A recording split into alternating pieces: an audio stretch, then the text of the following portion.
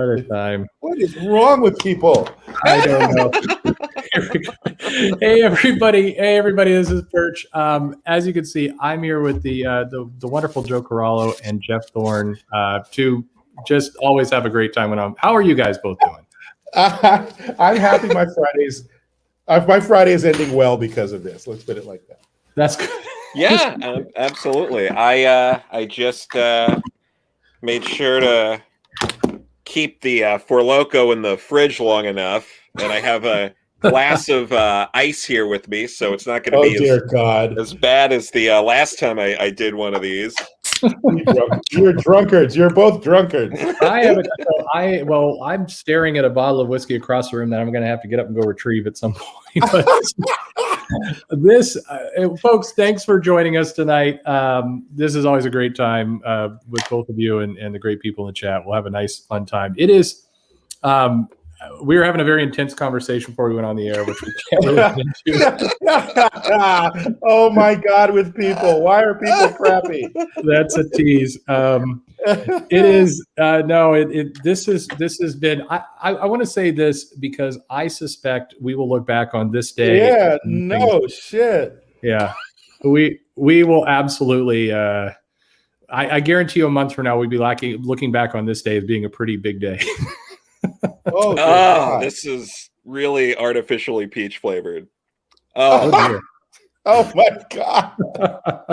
Oh no. Oh, you whiskey swilling swine. What is wrong with you? It is absolutely terrible. Well, folks, we're just having a good time. We are going to we're going to enjoy ourselves here. I put together the stuff you're going to see on the screen very last second. So I want to apologize up front. There are no butts, no dynamite butt gallery today. So I did not have a chance to go grab it. So I'm very sorry. Hello, Shangala. Look at this. Yeah. Two guys who booked. Oh, that's very nice of you. These books. So to that point, in theory, I'm going to drink some whiskey here very shortly. All right. Just 1 second. I need to actually stop laughing at the fact that I know you guys are going to be drunk by the end of this. Yeah. I wish I was drunk now. It has been a crazy week. We'll get to all of this. Pause the stream. Lordy. All right. Unfortunately, as you'll see in the solicitations, there's only one Dynamite book coming out next week. So there's just less butts than usual, even if I'd gotten the butts. But damn it, no asses? What will I do? What will I do with myself? If you see the big picture in the middle, go away briefly while we're talking, and you'll know I'm going off to try and find some butts. So we'll see. We'll see how it goes. And then I'm just going to continue to do these little X-Men pictures here. So that's always fun to put Rudy Giuliani and things. That's always good. There you go.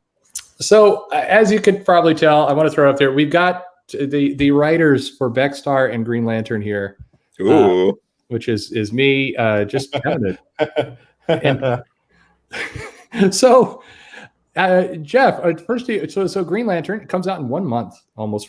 Dude, are you excited? I am freaking wired as a hell, my friend. The colored art, the final proofs came in after there was a lot of dithering about. This is something I can say without spoiling a single thing. We were hung up on one panel. We kept going back and forth about a particular panel of art as the printing deadline kept getting closer and closer. What should be in this shot? What words should be written over this shot? How much information do we want to give away now? All this kind of stuff. So that was finally taken care of. And the final thing, I mean, I am happy. I am over the moon about this thing. Like, I can't guarantee what anyone out in the world will do, but it is absolutely what we wanted it to be. So if people don't like the ship we built, all we can say is we did our best. But I think people are going to dig it. Like, I mean, Dexter came to play, and Marco, my God, where have they been hiding this beautiful, beautiful creator? These two artists working together with these different styles. the way the book is sort of set up, you'll see why that was a good editorial choice, because I certainly didn't make that choice. The editors decided that they wanted to bring in a second artist for whatever their, nutty editor reasons. And I was like, okay, but when the art started coming back and I saw what they were trying to do, I was like, this is going to work. And it really works, at least from my point of view. So you're going to get a Green Lantern book, guys. It's going to be a straight up Green Lantern space epic. Like it's going to be something. I'm really looking forward to it. Somebody pointed out in one of the streams a couple of weeks ago that when they were saying, I went back and I listened to those streams because I was interested to hear what Jeff's plans were. And he was talking about all the people he wouldn't kill. And he went through this list. They're like, and we noticed that Kyle was never mentioned. Poor Kyle. He's only been with us a short time. No, the reason. All right, let me put that to rest because I've been doing a press junket. Part of the reason my day was weird was for the last 2 days I've done my first. Like I've never been on an A-list book before. Mm-hmm. So although they do some publicity for every book, I've never been like, okay, you're going to run the gauntlet over the next few days. So there's going to be a stack of different websites and people are going to be talking about the book in a little while. Apparently they let them see an advanced copy. So there was easy conversation about it. Let me say this point blank, everybody, because I'm getting tired of having to keep saying it over and over again. DC Comics isn't going to kill or allow me to kill in any version of a permanent way, any of the Human Lanterns. Okay. Wow. Okay. That's very definitive. Think about it, right? Just for business purposes, the amount of merchandising money that's been spent on all of the Human Lanterns. Yeah. With the possible exception of Simon Baz, only because they set him on the shelf for so long. I don't know why, right? The only ones that I could conceivably kill would be the newest ones. Yep. And we're definitely not going to kill them for a billion reasons, right? So if you're worried about Kyle getting murdered, you don't have to worry about that. But understand that I'm thinking about these characters in a much more complex and devious way than you are. So you may feel at the end of this that him getting murdered might have been the better option. There you go. Okay. So everyone has a target on their back. No one's going to get out scot-free necessarily. But if you're worried that I'm going to kill your favorite person or make them look terrible in favor of some other person, none of that's going to happen. Are they going to come out with all of their limbs intact? No freaking guarantees. So that's all I got to say about that. Very good. Okay. Buckle up. Buckle the hell up. Another question I saw come up in some other places, the newest Green Lantern, the Far Sector Green Lantern. Yes. She has a place in your book, right? She is in your book. Yes. Would you categorize, and by the way, if you can't say anything, that's totally okay. But I'm trying to kind of respond to the question that was asked earlier. Is this a John Stewart helmed book, or is it more of an ensemble team in the lead, or how would you describe it? If you can't say anything, that's totally okay. I'm going to try to say something that won't seem too cryptic and fakey. Okay. Let me say this. Both John and Joe, the Far Sector Lantern, are protagonists in this story. Initially, the only protagonist was going to be John. Obviously, as the thing has mutated, we got Kelly, we got Joe added in. And I wanted Simon because no one's been using Simon and he deserves some sunlight on him. Mm-hmm. But in terms of how the team so-called is going to be assembled, every guest so far is wildly off the mark. Okay. So it is not going to be set up the same way that Hal Jordan and the Green Lantern Corps was set up. It is not going to be set up like that at all. Structurally, it won't be set up like that. I'm glad to hear that. I mean, it's so something new is a good thing. So we're very anxious to see it. Like I said, I think it's mid-April, as I think we're like right at about 1 month from it. So, dude, I'm freaking the hell out. I'm like, I am freaking out. Now, are they going to have like a Green Lantern gala? I don't know what that means. So if I'm not invited to it, so I haven't got my ticket. So I don't know what that is. I'm going to be making that joke until this X-Men crossover in the summer. That's all I know. Oh, dear God. Oh, wait. Are they doing an X-Men gala? They are. They're doing the Hellfire Gala. Oh. Well, I mean, who wouldn't want to attend that? Yeah, sure. Yeah, I mean, I think, everyone from like Tony Hawk to Eminem will want to be at this gala.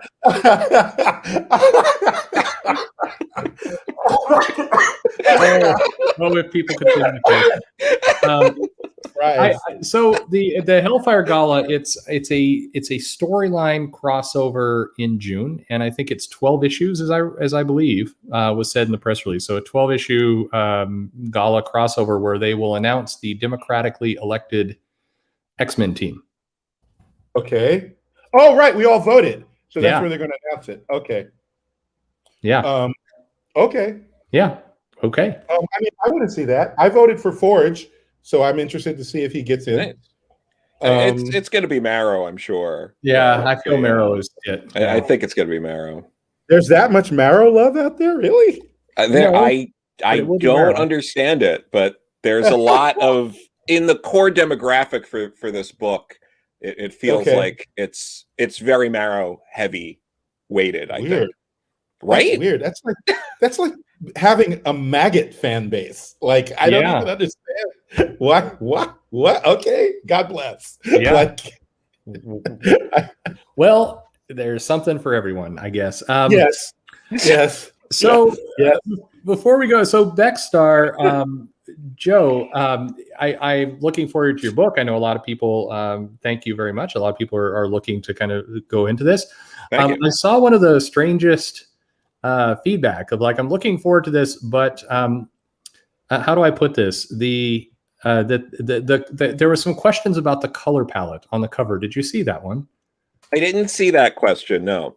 Yeah, I don't know how to say it without YouTube striking it, but it was very odd feedback on the colors. I think it looks great. I didn't realize. I think it looks really nice. Yeah. Is the interior like the cover?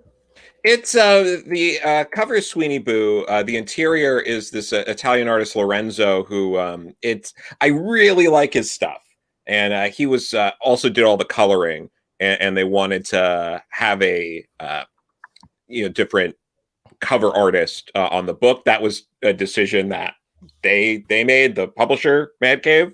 Mm-hmm. So I just went with that, but no, I love the color palette, and the color palette of the cover does reflect the interiors of the book. Yeah. I think it looks. So can I say I've seen parts of it? Yes, please. Okay, I've seen parts of it. I'm not sure what exactly I could say, but it looks really good. I'm telling you, it looks fun. It's a good comic. I really like it. I'm ready for it. Yeah, thank you. I think somebody mentioned it as kind of a. They call it a Han Solo type adventure. I'm not sure that's nailing it exactly, but it does have that kind of adventure feel. It's not they don't sit around eating dinner. No, they don't. And I'm not going to complain about being possibly compared to a Ron Howard movie, but wow. I mean, wow. Oh my, yeah. It's the hate, so much hate. The hate is so strong.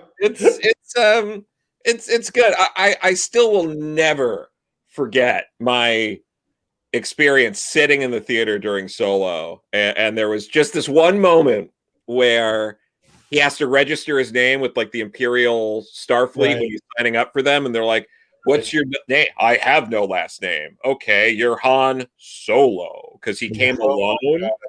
My God. And there's a lot of stuff in that movie that's fine, but that was just one of those moments where I'm like, do I leave now? Yeah. See, you get like 3 of those per movie, maybe 2. I actually, full disclosure, I quite like that movie, but that one was like, you could hear me groaning outside the theater. Yeah. Oh yeah. What the hell? I've been curious. I went to see that movie after seeing and hearing so many negative reviews that you've had this experience, right? Where you just somebody trashes it horribly, and then you go into it can't possibly be this bad, right? Yeah. And it's like, it's not bad. I mean, Yeah, it wasn't bad. I liked Rogue One a lot more, but it was good. sure. I agree.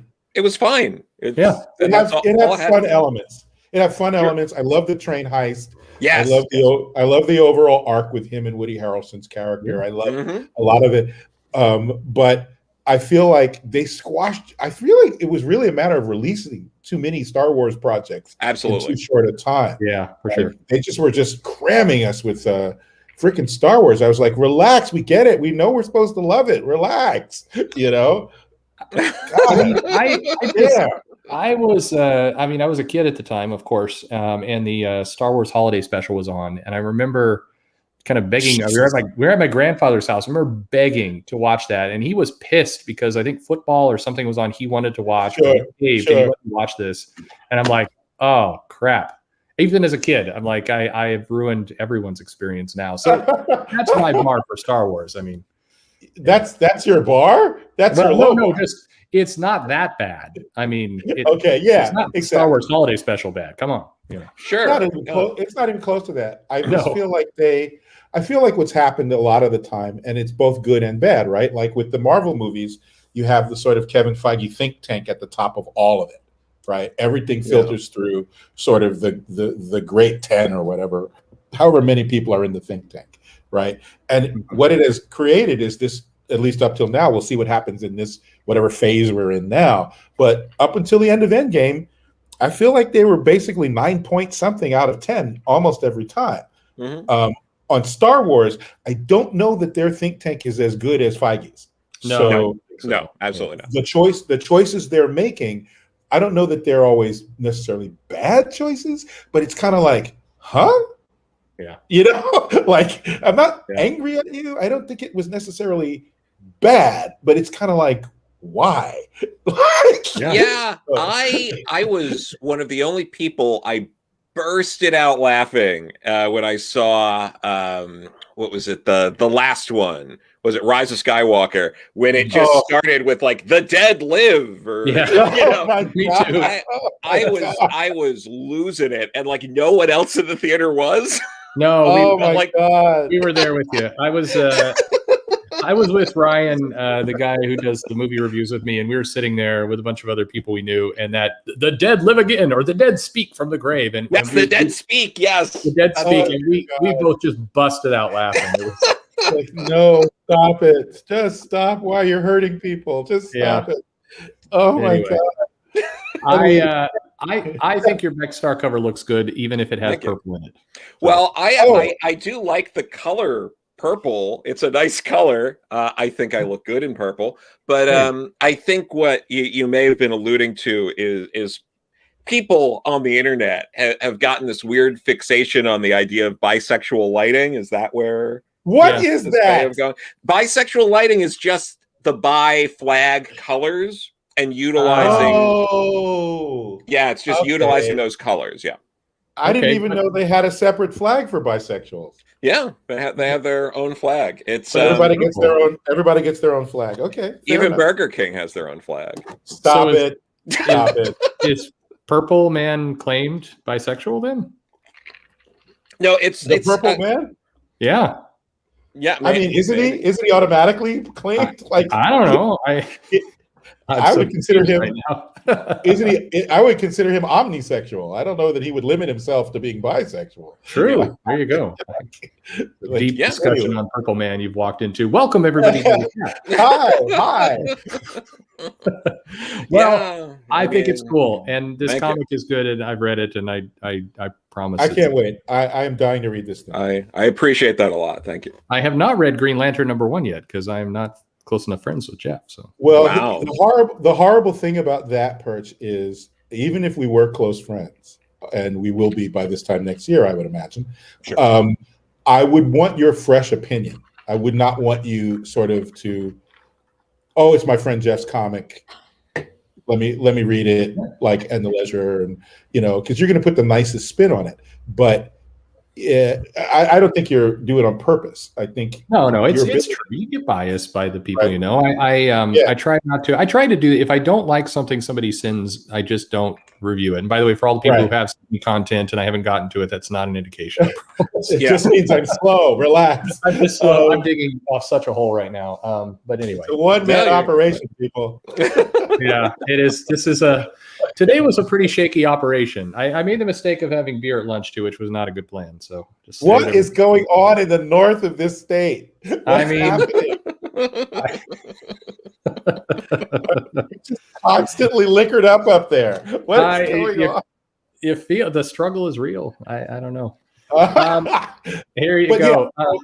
I hope you'll like it, but if you don't, obviously, my ego is not set that way. I want you to be straight out honest with everyone about your feelings about it. Yeah, I don't want any. Yeah, I don't want any sugarcoating or any like petting me on the head. Like, well, you tried really hard. The hell with that. Like, if it sucks, say so. If you feel that it's, say so. Do you use captions though? Because I hear that's a mistake. Captions. I do utilize the captions. I definitely utilize the captions. So that may be a point off my score automatically. I definitely. Oh dear. But I use them creatively. So. Here's a question for you. Have you ever aspired to write a story that might resonate with readers and respect canon on a level that might get an absolute treatment? I don't know what that means. I don't understand the question. Yeah, I'm not sure either, actually. The absolute species collection, right? Absolutely. Yeah. Are you saying, am I trying to write something that will stand the test of time and be considered by readers like, oh, we need like one of those giant sized Kirby volumes made of this? Yeah. You could write something as good as Dark Victory. I mean, come on. Wow. You don't even put the sword back in the sheath. You just take it out and keep swinging. What? That is not how we fight. This is going to be a sarcastic chat tonight. The answer to the question, I guess, is no. I don't really think in those terms. That's sort of an after effect. It's kind of like awards at an award show. I don't care about any of that stuff. It's nice when it happens, but really, what you want to do is tell.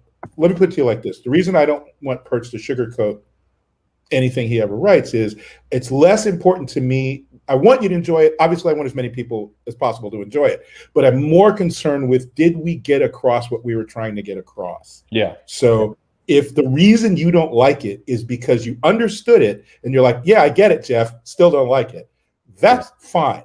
It's the well, here's why I didn't like it. I had a person review one of my books one time, and they went in this long thing, one of the pages about how this happened. And I was like, literally none of that happened in this book. Are you sure that you read this book? Because the things you say you hate about it did not occur. So I hate it when that happens. Yeah. Yeah. So I'm not looking for that kind of like, I'm not looking for notoriety. I'm not looking for awards. I'm not looking for an absolute volume. I just want to tell a clean, good story that the people who pick up got their money's worth for. Like, if you buy the book and you feel like you got your money's worth, my job is well done. That's the way I look at it. I hope that I appreciate that, because I think, I mean, at the end of the day, it would be great if every story was memorable for decades to come and all the rest. But it would also just be nice if you didn't feel bad about spending $4 for it. You know, just. I don't want that much control over the line. Also, like, I weep for the people who are like, okay, you know, we just did death metal for 2 years, and you know, we're rolling into this infinite frontier thing, whatever that means to each creator. If they're gearing up for something equally epic a year from now, I say if, like that's not automatic. I don't want to be in that room. I don't want to be one of the architects of that. Yeah. I just want to tell my little story. It's good. I can appreciate that. Hey, Joe, have you ever worked for DC? You haven't done something for DC yet, have you? No. I know a lot of people there. I've talked with people there. I've certainly I've helped with things. I'm not going to go into too many details, but I may have given some ideas that were used in stories. But it's okay. But but no, I mean. I know people there. I've talked to people, particularly in like the bad office, and you know, I go, you know, back with like Vita's a very good friend who's gone to bat for me at DC. Mm-hmm. Oh wow. So yeah, I mean, I certainly know a lot of people who used to be there, like Martha Thomas's, which you all should check out that interview we did with her a while back. But yeah, I mean, they're great. I would do things there. I've mentioned it to a few people there actually, but well, one day. Yeah. Okay. I mean, yeah, we should do it someday. I wouldn't say no. Yeah. There's a lot of people in that camp where it's like I'd do something over there. Have you thought about pitching the guys who do the what is it, the Truth and Justice thing that I was in? Because that's sort of like their version of Showcase right now. Like they don't have a Showcase, but that seems like their tryout book to me. I mean, I'd love to do something there. Who's doing that over there? I'll dig up let me dig up the editorial on that, and I mean that's who you'd hit up. But I would put in a word after I read your book. I can put in a word, but sure. Yeah, I mean I don't know why both companies don't have a tryout book. Like they should have a Showcase style book officially. Yeah. Like for no other reason than that would say, hey, fans, it's different if it's a de facto tryout book, right? Like Truth and Justice could be a tryout book, whether you call it that or not, because of the kind of stories and the characters that you're allowed to use. But if they had a book like Showcase, they're like, hey, fans, this is the tryout book, right? Like if you dig this, this becomes a book. Like if you dig this little 3-issue arc, it will continue in its own book. Come check it out. I feel like that's money well spent to me. Yeah. It's R&D, right? It's built-in R&D. So, but who am I? I'm nobody. So with current technology and what they can do, it feels like it would be very easy to get something like that rolling. But anyway, a lot of easy things seem to have trouble to get rolling. So yeah, I am not a fan of characters that are overpowered. The answer to that question. Yeah, let me throw that. I can write them, but I try not to write characters that are what's his character from I would only be able to write a short arc for a character like Superman or the Blue Marvel or somebody like that, because the way that they've been powered up over the years so much, you have to come up with an enemy that can push them, which means that enemy has to be so ridiculously powerful that it's almost like it's like Endgame every week. Yeah, I don't understand that, so I can't write that very easily. I could, but not easily. Yeah, that makes sense. I think it's weird. When people say Superman is tough to write, which I think Superman does have complexity. Right? The reasons they always give are the wrong reasons in my mind. It's like, well, he's too good. He's dull. It's not. It's that he could do anything. That's the bigger problem, I think. He has so few limits at this point. Like I remember when the Justice League cartoon came out, and everybody was giving them shit because they had apparently depowered Superman. Like they had, I think they did an episode where Wonder Woman was sort of Felix Faust had screwed up her mind, so she was seeing Superman as a demon and attacking him full on, and she was kind of kicking his ass. You know, and they're like, she can't do that. She's not strong enough to do that. She can't. You've depowered him to make her look better. And I'm like, well, one, he's holding back because he knows it's Wonder Woman, and she doesn't. She's going all out because she thinks it's a monster. That's one. But two, this weirdness in the fans to need your character of choice to be so overpowered that no one can beat them or give them any trouble. I'm like, well, that's a 2-page comic book. Yeah. Bad guy shows up. Yeah. Superman shows up on page 2. Page 3, he's already beaten the bad guy. Close book. End of story. Like, who wants that? I don't want that. Yeah. Yeah. Oh, yeah.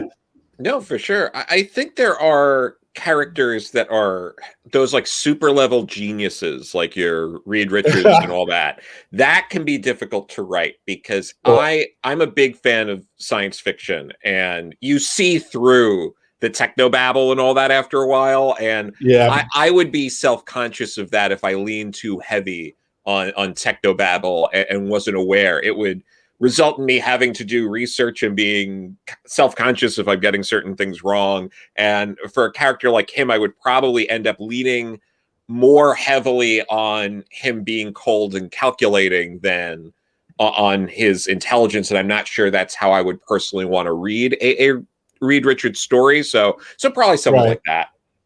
Yeah, that would be hard. I think that's writing people that are smarter than you is always hard. Because you got to, what you said, you got to do all the research to have it be plausible. And then how much of the research is even going to translate to the audience who's also not as smart as the person you're writing? Yes. Like, so it's like, why am I doing all this work? I don't understand it. The audience won't understand. Why did I make up this story? Why am I telling this story? Hey, Jeff, did you, and by the way, for people who are joining us in the chat, I realize some of the messages are behind it. We've got Joe Corallo, we've got Jeff Thorne here with us tonight, which is awesome. It's I'm just wealth of riches for me. I'm having a good chat. What do you think about the Green Lantern animated series? Okay, fair question. I don't like Hal Jordan. Okay, it's clear I don't like Hal Jordan. I know it's a shock to the audience, but Bleeding Cool is right. The way he has been, the way that they've played Hal in the animated DC universe, love that. Okay, I didn't want to watch the Green Lantern show because it starred Hal Jordan. I was like, I don't care. I don't want to see this. But I don't know if I was sick or bored or something. And I watched it and I burned through that thing like it was freaking sushi, free sushi. Yeah. Like I loved it. I thought it was a great take on the character. I had no bad things to say about it. I love the story. It made me feel things, which is what its job is to do.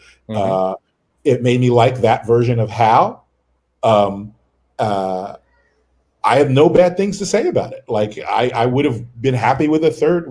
They did 2 seasons. I would have happy with a third one. I would have come back for more on that.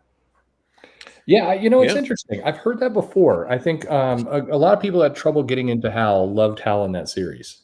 Yeah, that's interesting. Yeah. They did do something different there, which of course they then took to the next level with the movie. Oh, stop it. Oh my God. What's interesting about that cartoon is Sarah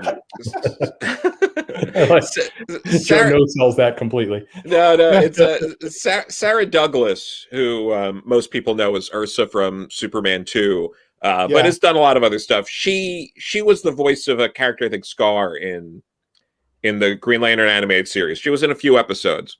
Okay. I had a conversation with her at a convention, and basically the way it went was, prior to getting this voice acting guest starring gig, there was that Richard Donner, Jeff Johns, like Superman series where they introduced Ursa Non with General Zod into the comics. Right. And she was explaining to me the costumes were different in the comic because according to her contract, if they used her likeness, she was entitled to some kind of royalty. So they changed the character designs in the comic so she wouldn't get paid. God damn it. Well, that's class all the way. Yeah, and then oh man. So the way she was talking about was, she was like, I was pretty upset about that, but then they gave me these like few episodes on like the Green Lantern cartoon, which was, another division of Warner at the time. Right. So she was kind of like, I was upset about that, but someone figured that out, threw me a bone and all that. So, but yeah, it is. Yeah.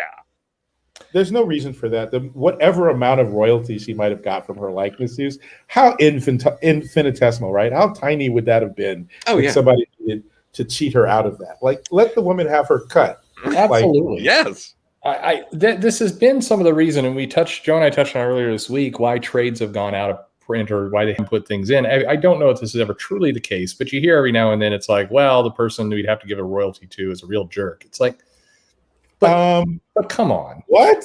How much are we really talking about? And you're making more money than that person. What are you doing? Exactly. Like the company's making, I was surprised to find out how much the comic book industry actually still makes, considering the constant talk of its demise. But it's making so much, and I'm not only including manga. I'm talking about superhero big two comics. Mhm. Like you're making a shitload of money. Yeah. Like tiny royalty check. That's what you're gonna hold back on? Like Yeah. what? Like give me a break. It's so petty. Yeah. I mean, what was it? I was talking with Perch earlier about this, and we might do a video about this sometime too. For all, like, perfect example. One of the books that's been maligned and people have turned on, and the general consensus is it's terrible, is The Killing Joke. Yeah. The Killing Joke sells gangbusters on Amazon. Gangbusters. There you go. Set like hundreds of copies a month for a book that came out over 30 years ago. That's insanity. Well, it's a beautiful work. Yeah. We look at this this Amazon chart, and it's fun. You can do it yourself, and you do start to notice trends over time. This what the best-selling graphic novels are, and Watchmen and Killing Joke are up there. I mean, both those books are selling far more right now than any of the recent stuff that's been coming out. The big winner that's new is Primer, and I know I'll get laughed at in the chat for that, but that one is up there in the top 5, selling well. So better than any of the recent stuff they've done.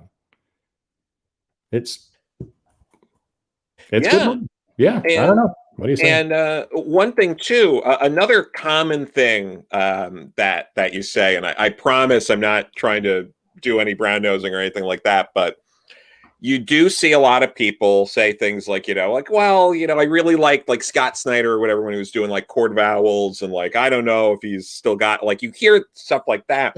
you look at the sales that his 2 of the last things he did, the what was the Black Label one he did with Greg Capullo, like the Last Night on Earth. Yeah. Last Night on Earth is in like the top 5 selling graphic novels on Amazon.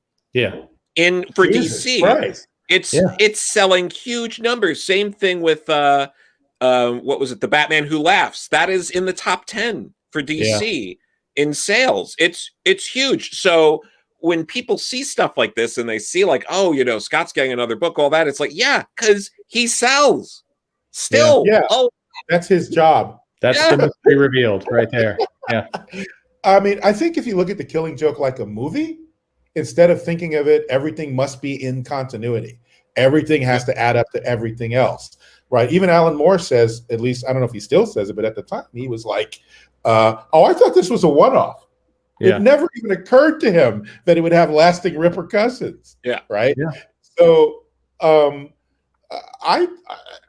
it's a rough ride in some places, but I got nothing against that.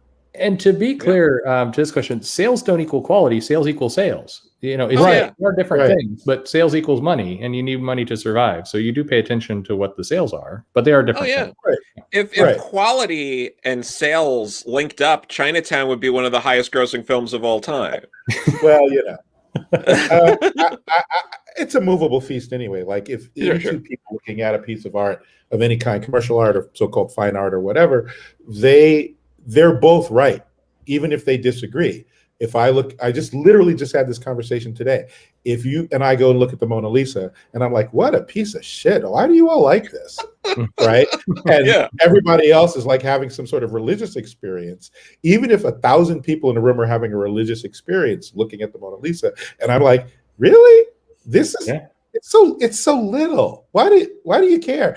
I'm also right. Like that 1,000 people are right, and I am also right. You're allowed not to like things. It doesn't mean that there's no intrinsic quality, right? It's all received. So the Mona Lisa did give us one of the absolute greatest Tom Baker Doctor Who stories, City of Death. Wow, way to loop it back to geekdom. Nice. Love it. Smash the like button for Mona Lisa. I love it. Yeah. Make Mona Lisa smile. Come on.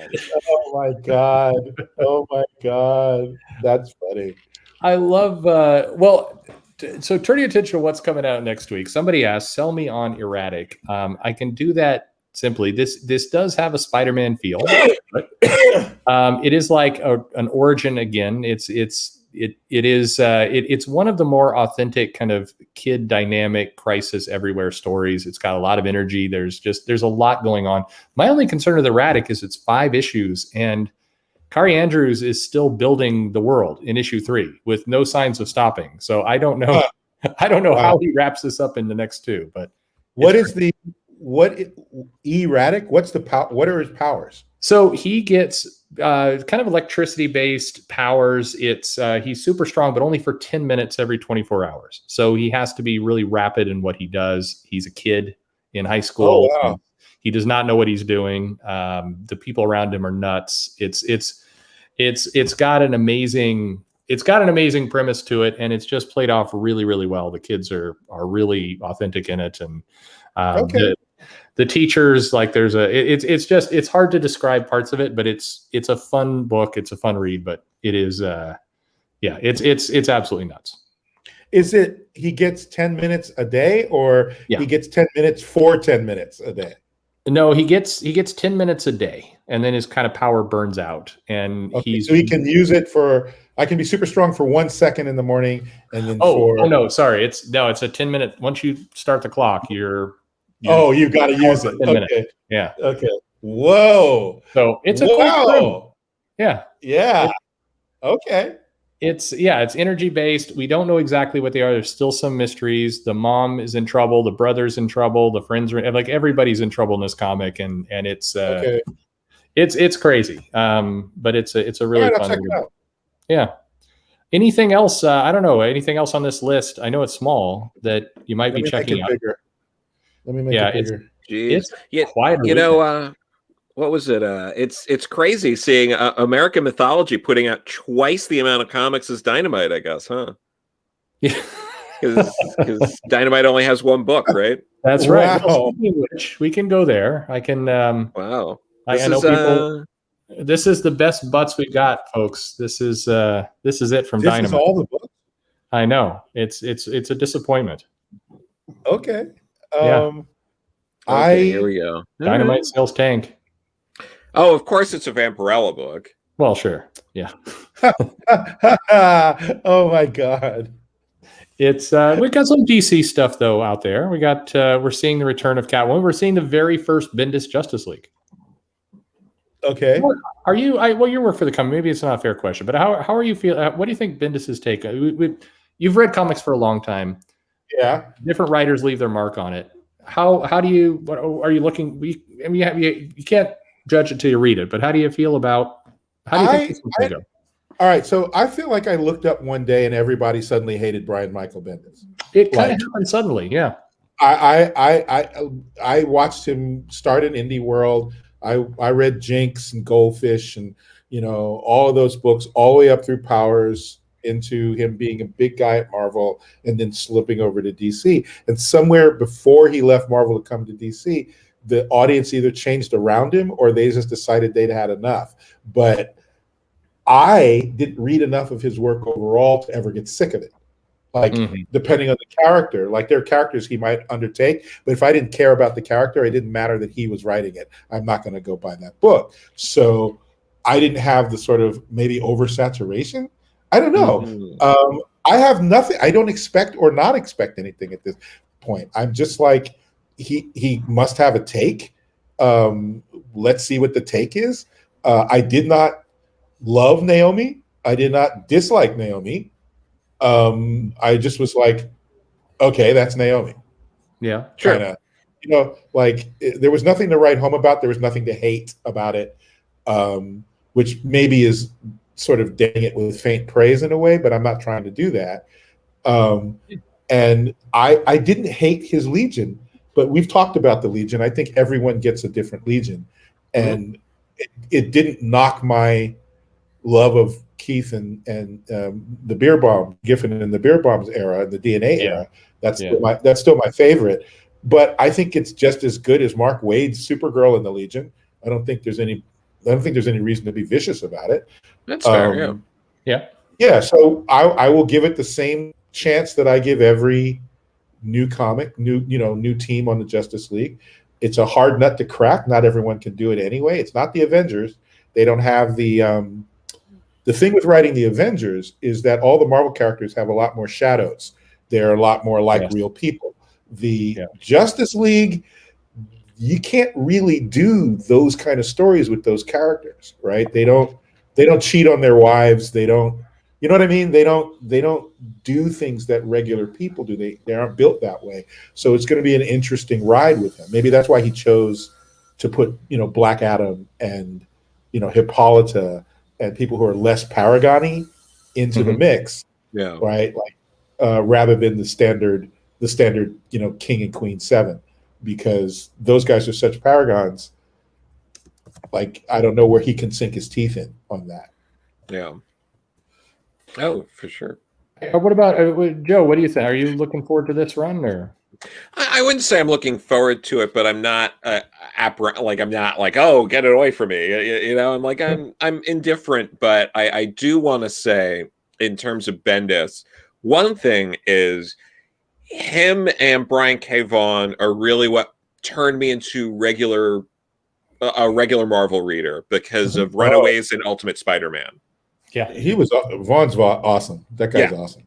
Those were I picked up Runaways #1 at a comic shop that doesn't exist anymore, but I was, that and Ultimate Spider-Man. I was reading those as those were coming out, and I was like, okay, I get Marvel now, and I was all in. So I'll always think of Bendis when I, think of Ultimate Spider-Man, how I got into really becoming a Marvel guy, and then I do want to speak to Bendis's character.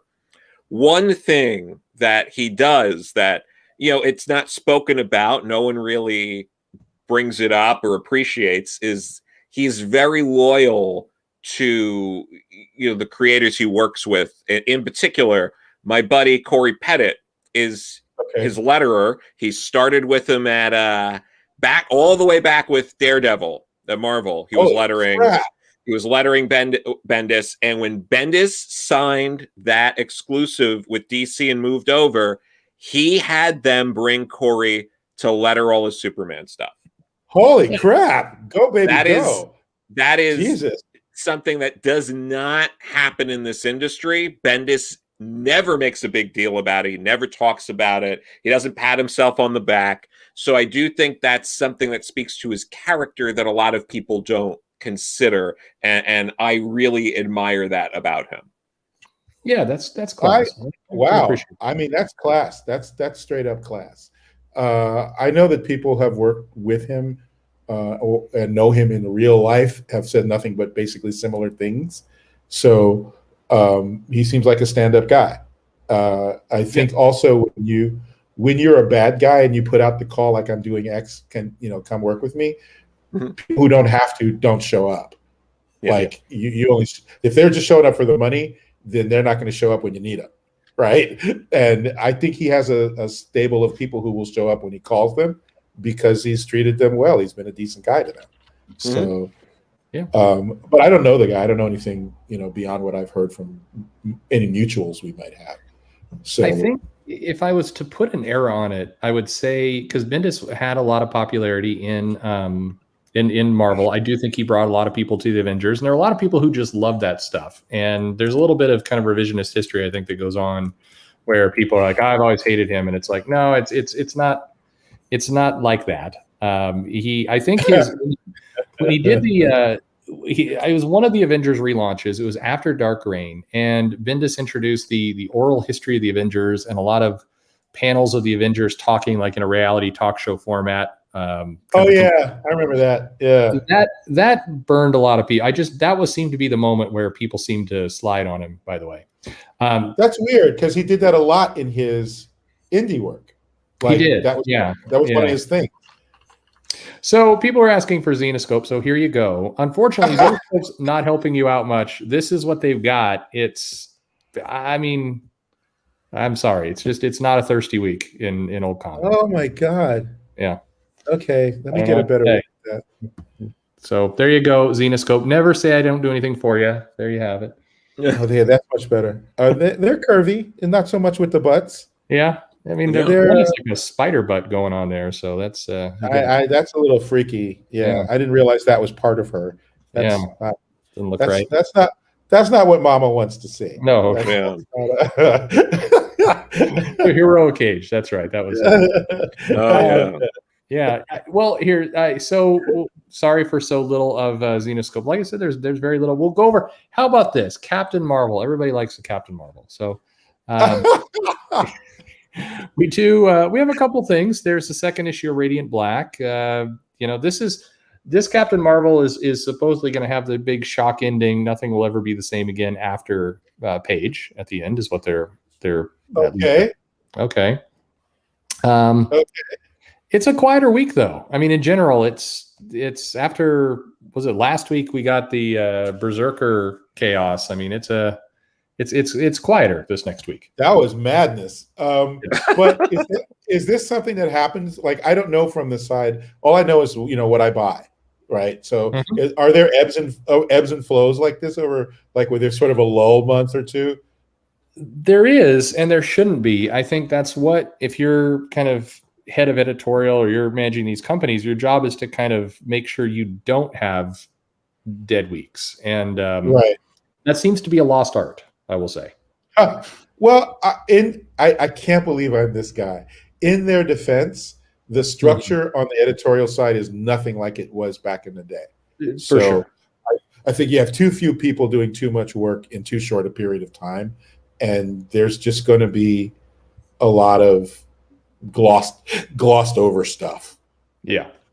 It feels, yeah. I mean, it feels like there's a role in the companies now, like a controller type role that is just missing. Yeah. Nobody's in that job.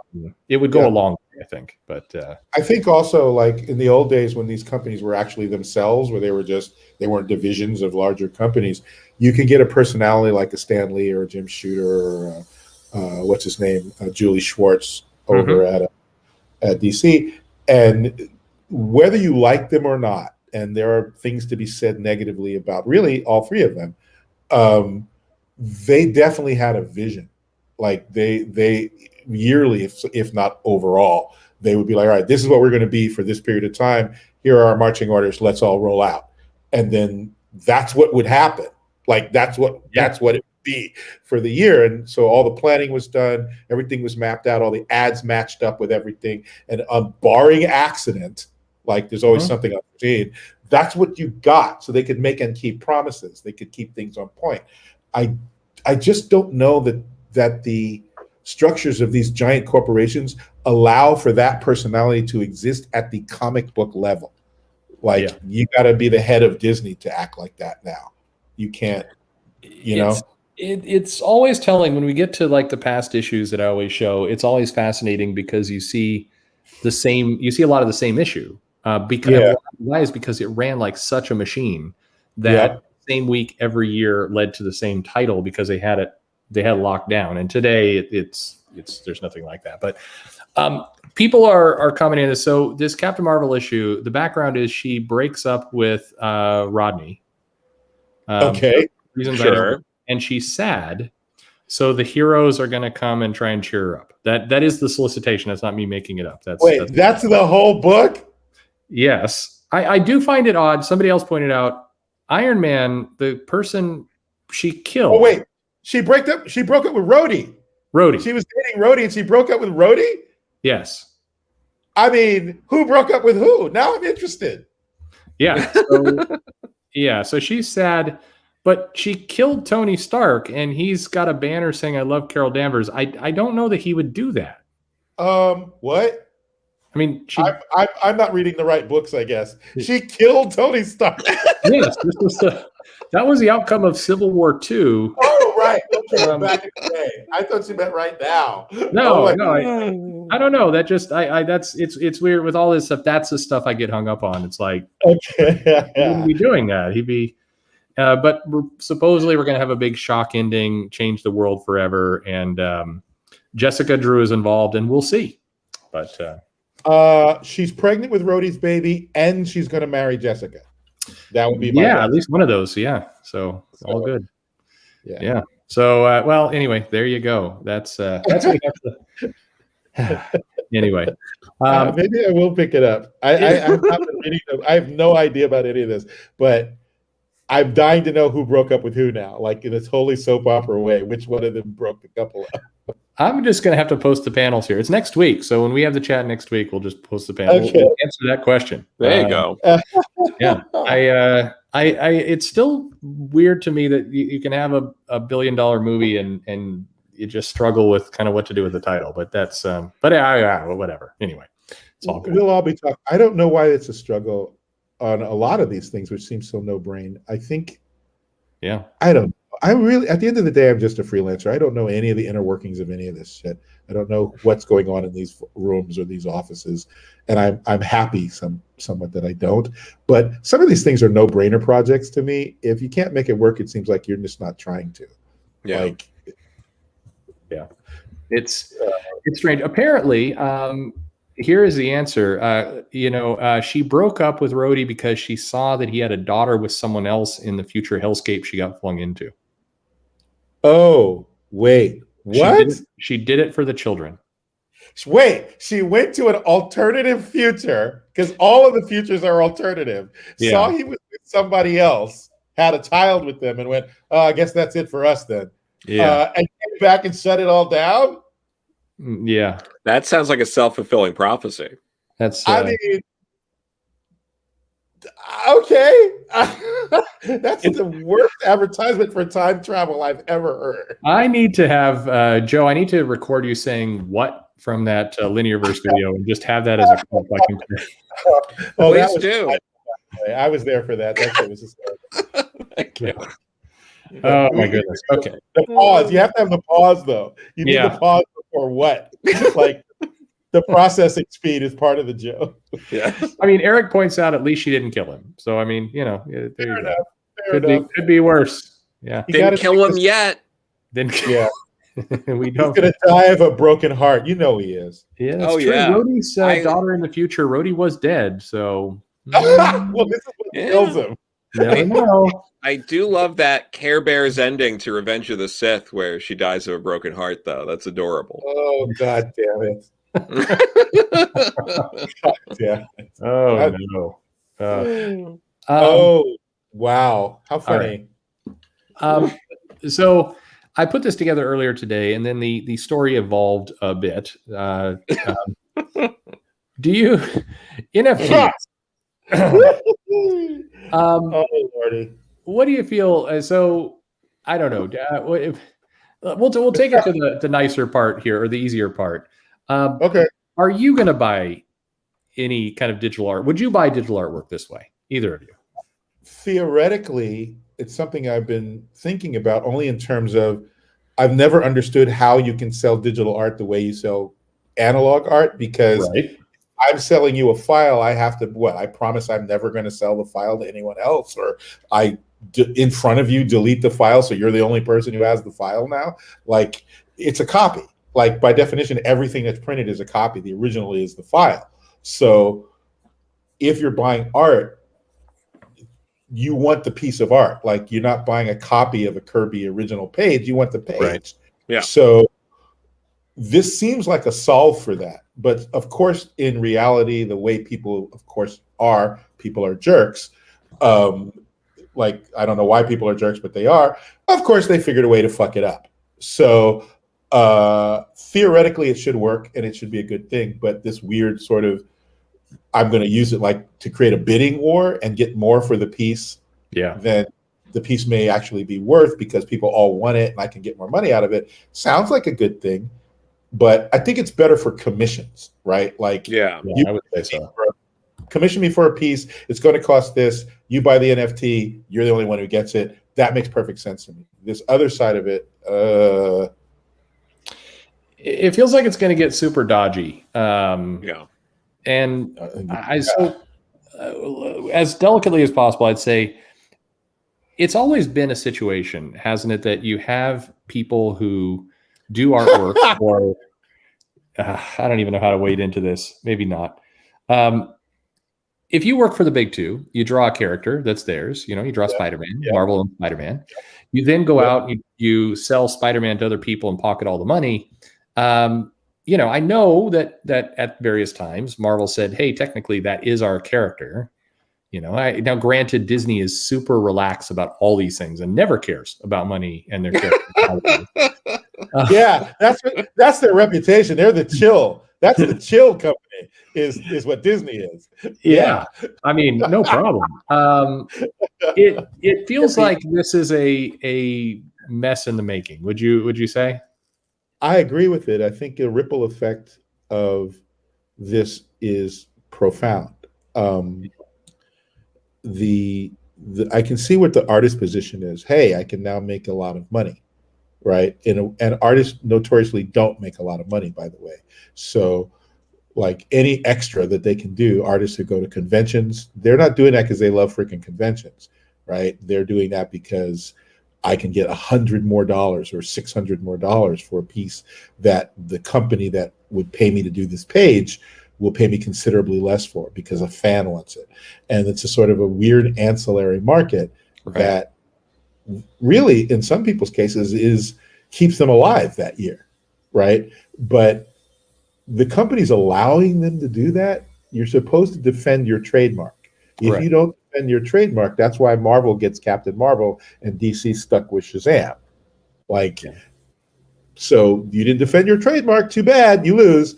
But it's only if the trademark's really being threatened. So I feel like it's been a gray area that the companies have been like, all right, fine, it doesn't hurt us. We could sort of call it an advertisement, right, for the product. But with this NFT shit, if I say I'm selling it for $100 and then I come back in a week and it's now up to 10,000 because people are bidding against each other for this piece.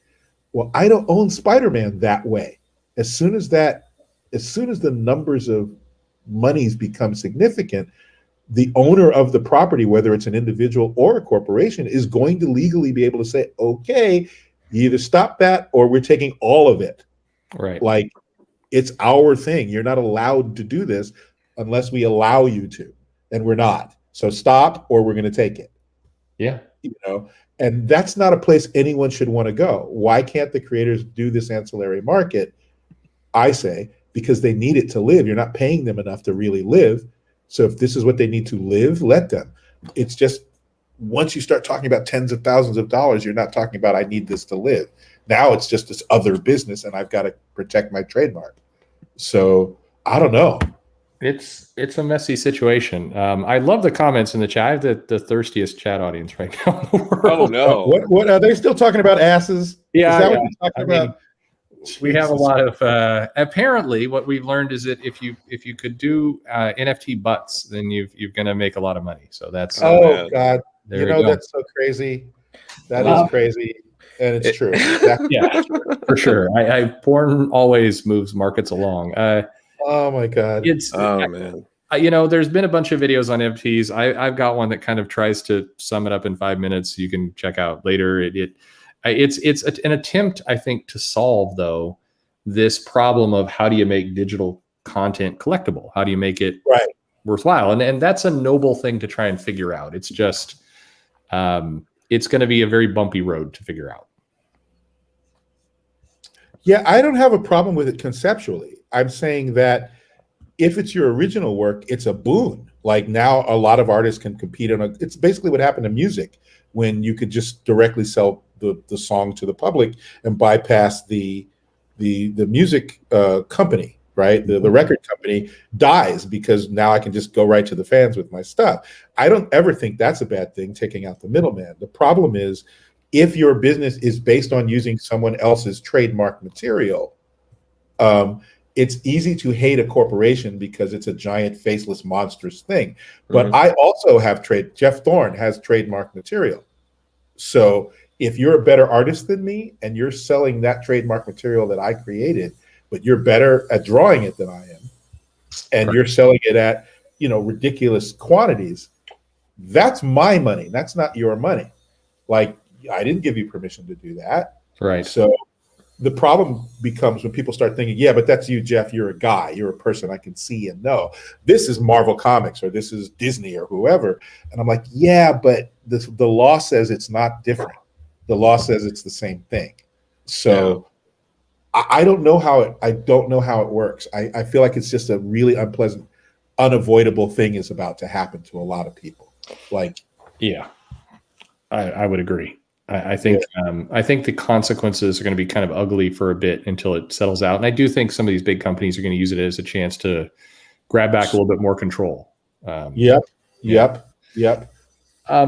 Somebody made so Dana Powell. I think this was asked before, and I apologize. I let it get away. I can answer. So definitely, different regions in America sell different. There's titles that are popular in different areas, and I don't. Sometimes it's obvious why. I remember in Colorado. Well, this is going to sound terrible, but I promise this isn't a joke. The Punisher always sold very well when I had a shop there. Obviously around that time period, some other things happened with some schools. So. Draw your own conclusions, but definitely different regions tend to sell different things, and that's always been true. That'd be a good video topic. I can kind of break that out for you, do a little bit of research, but definitely true. Yeah, do that. I'd love to see that one. Yeah, it's weird what sells where, and for a while, Marvel, I know Shooter was tracking this stuff where it was like, and they would actually be clever about how some of the marketing was done. They would market to states things that they knew were more popular there, and that was smart. But did people like the Eminem Punisher crossover by Fred Van Lente? Well, always. Yeah. Wait, what? That happened in like 2009, was it? Oh my God. They're definitely, Eminem did cross over the Punisher, proving that you don't put Eminem in a comic. That would be a stupid idea. It would be very stupid. I don't even know how that would work. Nobody knows how that would work. Yeah, it shouldn't work. Oh my God! So Eminem is a big comics fan, and Okay. I know this from knowing the people at Midtown Comics. Yeah, and they told me once that Eminem tried to get them to like close the store early for him once, so he could like browse by himself, and they were like, "No, no." What do you mean? You're not going to buy enough comics unless you're planning on buying the bar of comics. You're going to cost us money if we do that. No. Yeah. That's funny. What's wrong with people? You don't do things with Eminem. Yeah. Oh well. What are you going to do here? Anyway, we'll track the NFT story. It will be interesting to see where it all goes. One other question I saw real quick for you. What's to prevent print screen? NFTs can be copied. Absolutely, but the difference is that the original is still marked the original, and copies are not signed, are basically not signed as the original. So it gives you a way of distinguishing which direction things are going. So there's a lot more detail. Somebody can explain it real good. Take away any shame you might have, and just put in Google NFTs for dummies, and there's like many videos that will explain it really nicely. So better than I will. Hey, thanks for everybody's joining. But we've got a lot of people here in the chat, and I appreciate that. Hey. It's all Joe and Jeff. They're the I'm sure. I'm the guy who just desperately wants to get drunk. We're riding the high of just having Martha Thomas's on to talk yesterday. So I hope people do watch it. There was a genuine what the fuck moment in that interview where. And I think you were looking at me, Joe, when it happened. She talks about how she came in and DC was more interested in promoting Robin's new costume than Clark and Lois getting engaged. Yeah, which happened the same week. Yeah. What? Yeah. See, you got the same reaction as I do, Jeff. I was like, my brain was not like, you have those moments where you hear something, but it just doesn't. You don't know how to process it. You just sit there stupidly. Yeah, she has other stories that she didn't get into with us that I don't think she might be saying this, that she once witnessed at a convention Peter David doing the Macarena to the Imperial Death March. I got nothing. I have no way to process that. My brain will not. That information will not actually process. It's hard to. I don't even know what that is. It's a great interview, though. These are the kind of people I love hearing from, because these aren't the people you've heard many stories from. So a lot of cases they're news stories. You learn a little bit about the industry. Right. It's all good. I can't put Yar on the screen right away, but anyway. Oh, the Yara love is strong. The Yara love is absolutely strong. I mean, clearly, if there's one lesson here, Jeff, if sales struggle a little bit for Green Lantern, you do that Yara crossover, and then you Oh just my God. nuts. That's what you need. I tell you what, I'll create an alien virus that rips off everybody's clothes. How about that? You know, That's just, isn't that like part of the plot of Flash Gordon, the Flash Gordon porn? I don't know. I have no idea. I don't know. I'm sure I saw it back when it was out, and I have no idea. I have no memory. Oh, The only line I remember from that movie is, "You don't know what it was like when the sex ray went off and no one was around." What the hell? Oh my God. Oh no. Oh, lordy. All right. Thorne promised naked issue of Gina. Yeah, there you go. You heard it here first. All naked all the time, Green Lantern. Well, that was the big twist. It was the galaxy's species all decide that clothing is evil, and the Green Lanterns are required to enforce the new clothing is no longer optional. You're not allowed to wear it law. So it's just nude Green Lanterns ripping people's clothes off all over the galaxy. That's the entire book. Yeah, when you said they were going to die, you meant their clothes. I get it. Yes. Yeah. Yes. Clothing, it turns out, having clothing is what causes beings to become evil eventually. So, so the Green have been sent by the Guardians to stop the evil of clothing. That is their new mission. We have covered a lot of good ground here today. This is the most fun I've had all week, no doubt. Oh, God damn. Clothing is tyranny. You're damn right it is. It's oh my goodness. All right. So this is kind of last, we get to the old stuff and the cool stuff. Crowdfunding. So this is Kickstarter. I saw this put out right before we went on. Okay. So this apparently we had a kind of a banner year, record year for crowdfunding. But again, I don't know when they say these things, they're showing Kickstarter numbers. I don't know. I'd love, and I will throw in the Indiegogo numbers and see what those look like. I hate that those get separated and people pretend the other doesn't exist for various reasons. A lot of money was made with crowdfunding this year. I mean, there's big numbers up there. Yeah. How? What do you, Jeff? I don't know if this is a polarizing topic. Well, it is, but hopefully you don't mind commenting on it. And yeah, same with you, Joe. I'd like to hear both of you. The Berserker, Boom Studios, they crowdfund it. They make more than $1 million. Was that wrong of them to do that? Nope, not at all. I know people get mad about this, but back in the early days of Kickstarter, Zach Braff of Clerks fame, oh no, not Clerks, Scrubs fame, he partially crowdfinanced a movie. Yeah, and people lost their shit about it, and I was like, I don't understand why you're mad. He built himself a little acting career. He's got a little bit of notoriety based on a show that he was the star of, and people liked it. And he's leveraging the thing that he built in order to make a new thing. So he had an asset that he can use to crowdfund his project or partially crowdfund his project. Okay, so go do it. I think this is the idea that it's taking away from other projects is where people's heads break down. It doesn't. There's not a one-to-one relationship between, I mean, I don't know if I want 20th century, or not, that doesn't exist anymore. I don't want necessarily Disney to crowdfund, Mulan 3 or whatever.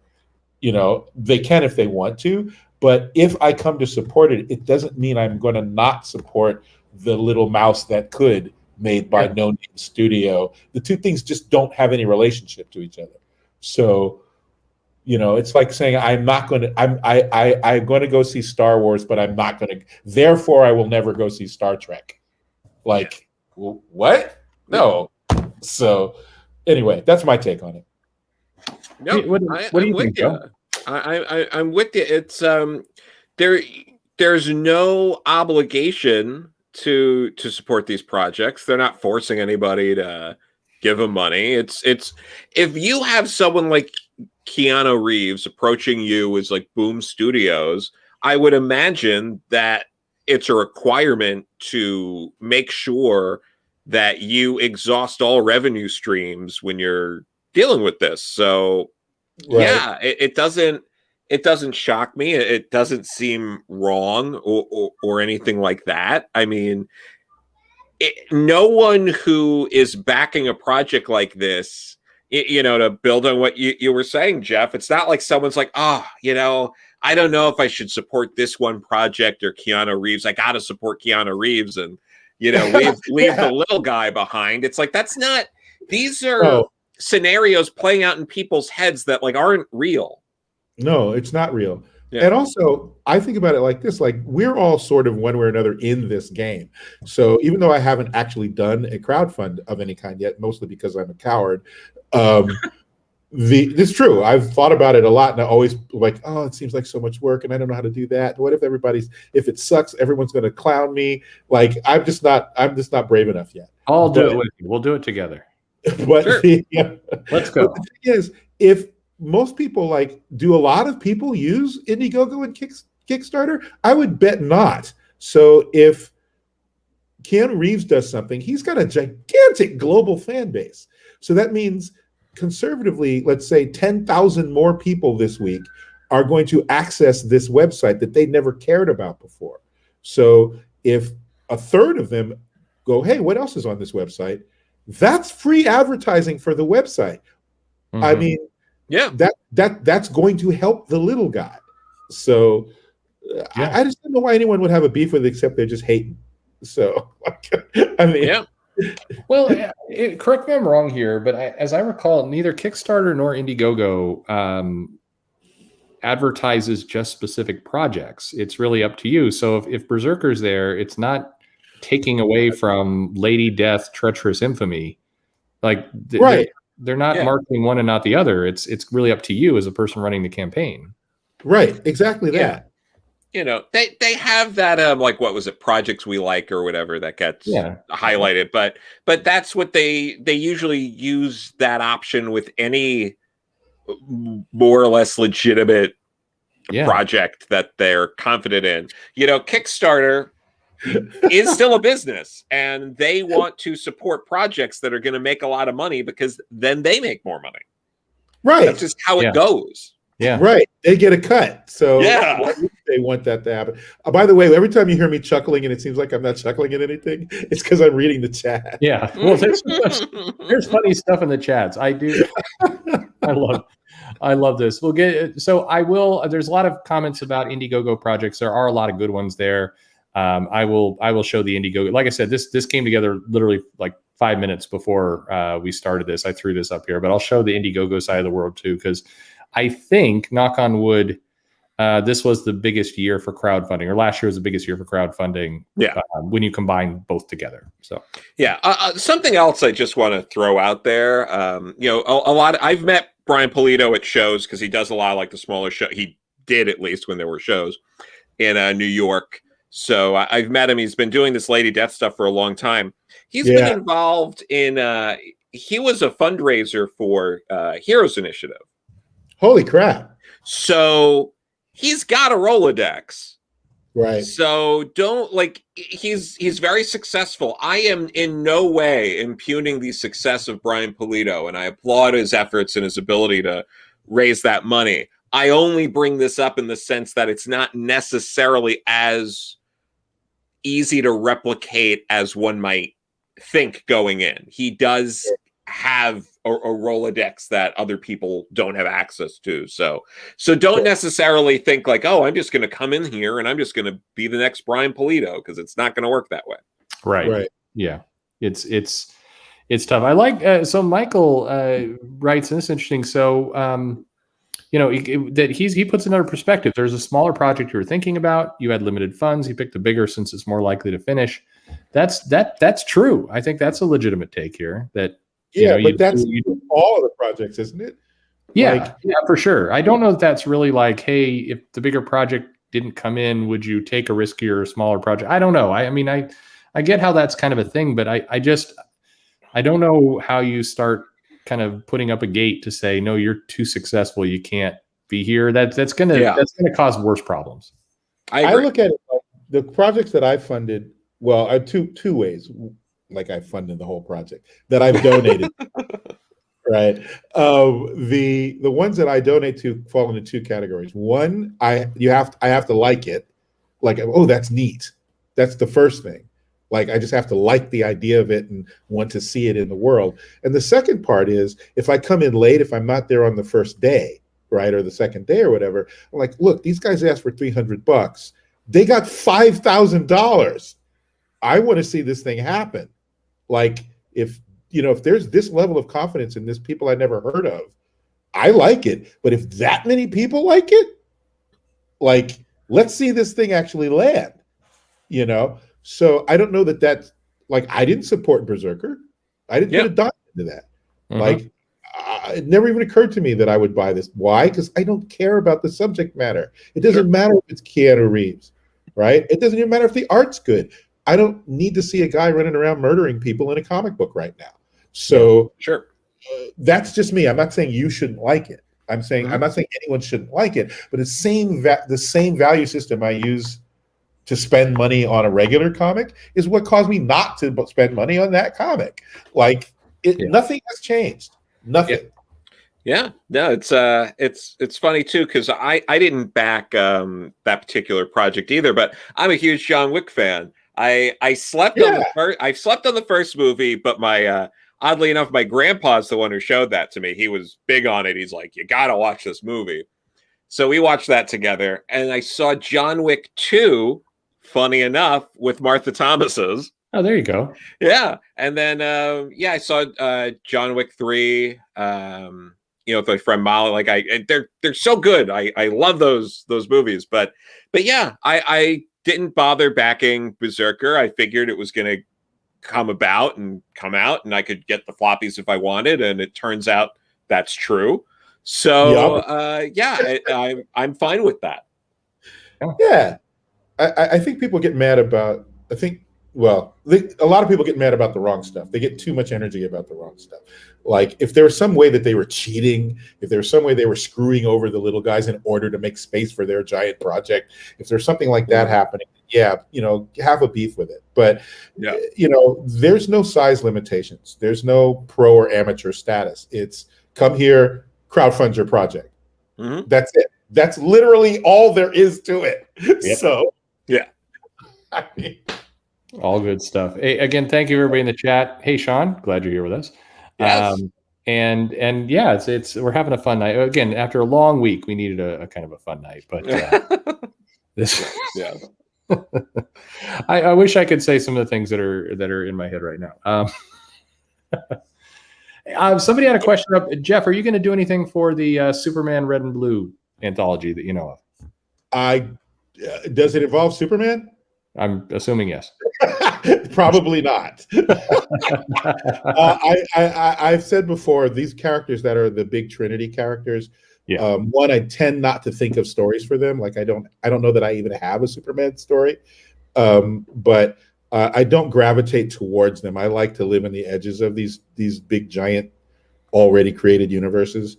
So I'm much more likely to do like Bronze Tiger or something maybe. Oh, I got an idea for this is going to sound crazy. I haven't even pitched it, but I wanted to do Sandman Mystery Theater. Yes. Oh, please. Yes. Wait the second half. Okay. Set it in the era of Batman Beyond. Oh, okay. This is so like that's the kind of crap I think of. And right? Bruce Wayne has fathered all the kids. Wait, no. Oh, wow. Yes. Sandman Mystery Theater presents City of Bruce. Again, tying this to stuff from this week. Huh?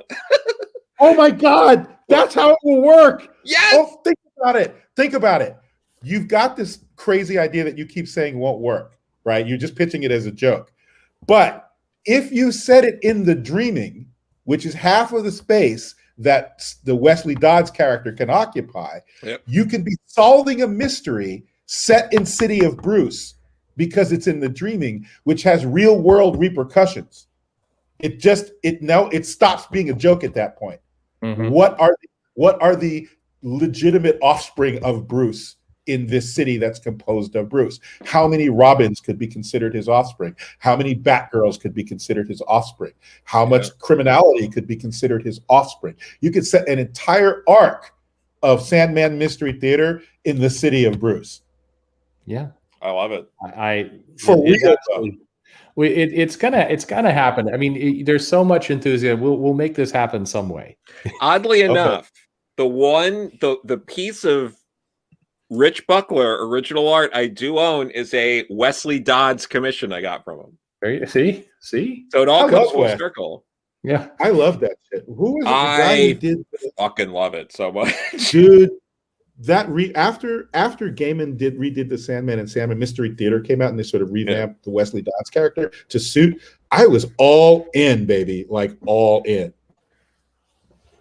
Oh yeah, I mean, I even love the Golden Age Wesley Dodds. I just love the whole thing, that the weird Jack Kirby stuff where Sandman was in like tights and shit like that. What the fuck? Oh my god! What was it? Glob, and what was the other one's name?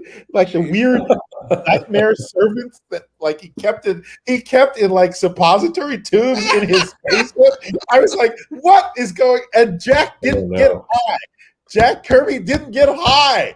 I was like, how is he never? He never did LSD. He never got high. And this is the brain he came up. Oh my God. I mean, just seeing one of those earlier tie-ins to the Fourth World he did. There's this one issue where like, I guess Superman or something comes into this like room and like Darkseid's just sitting at like an office desk.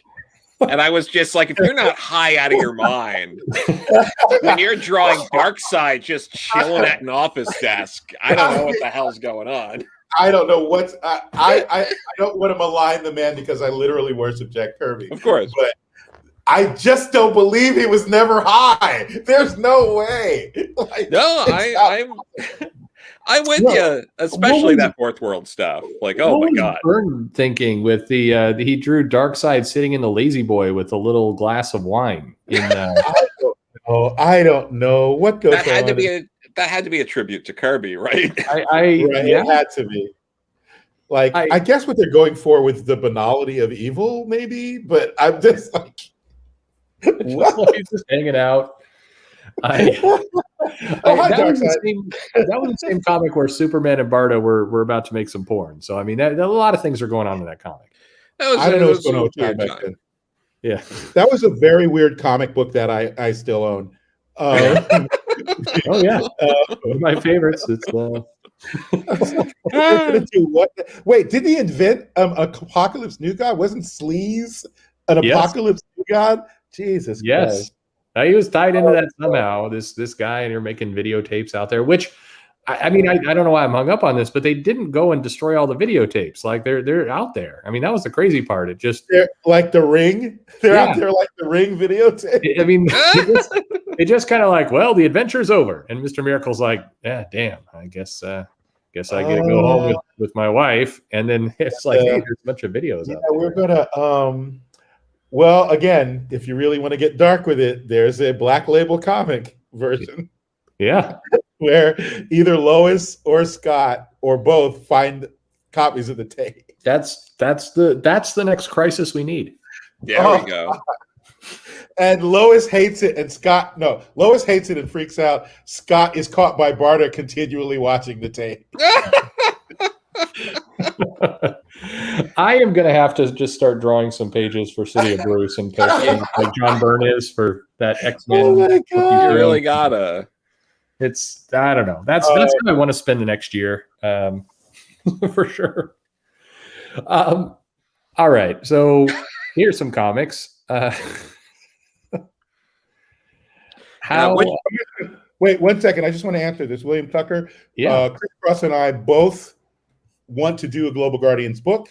We told DC we want to do a Global Guardians book. We are waiting for them to decide whether they want to do a Global Guardians book. So we definitely want to. And I mean, yes, we want to do it. Like, I have a billion ideas for the Global Guardians, but they got to want to do it. So, tell them, I guess. I don't know. Let's get it out. Yeah. Tell them we'll buy it on NFTs. You know what they got to do, but I don't know how tied up it is with James Robinson in terms of the Jack Knight Starman stuff. Is like it's time to do a story about his son.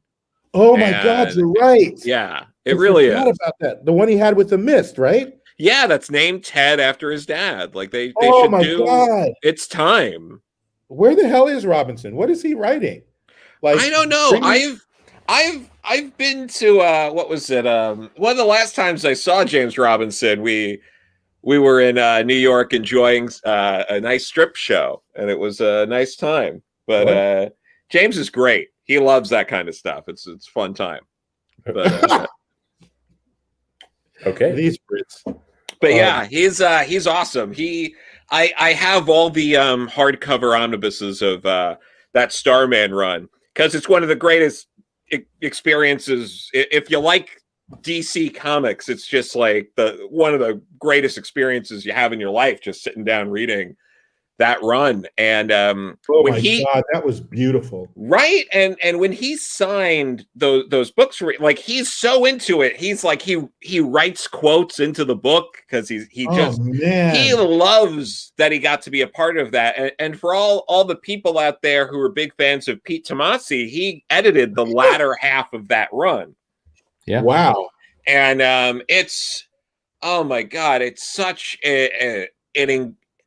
I feel like most people that take on writing a superhero comic should just be like required to read that run because it's everything you want in a superhero comic. Oh, thank you. I agree with you. The other funny thing, the fun thing too about it is like I feel like DC has sort of missed a trick that they inadvertently stumbled into and haven't done as much with as they could, which is Star City, the Flash, or Central City, the Flash, right? And Opal was Jack Knight, and Gotham is Batman, and Metropolis is Superman. But the personalities of the heroes sort of inform the city. Fawcett City is the Shazam family, whatever. I think you should lean hard into that, like because whenever you pick up a Starman comic, like it or not, you're in a complete and total space. Like you're not going to get a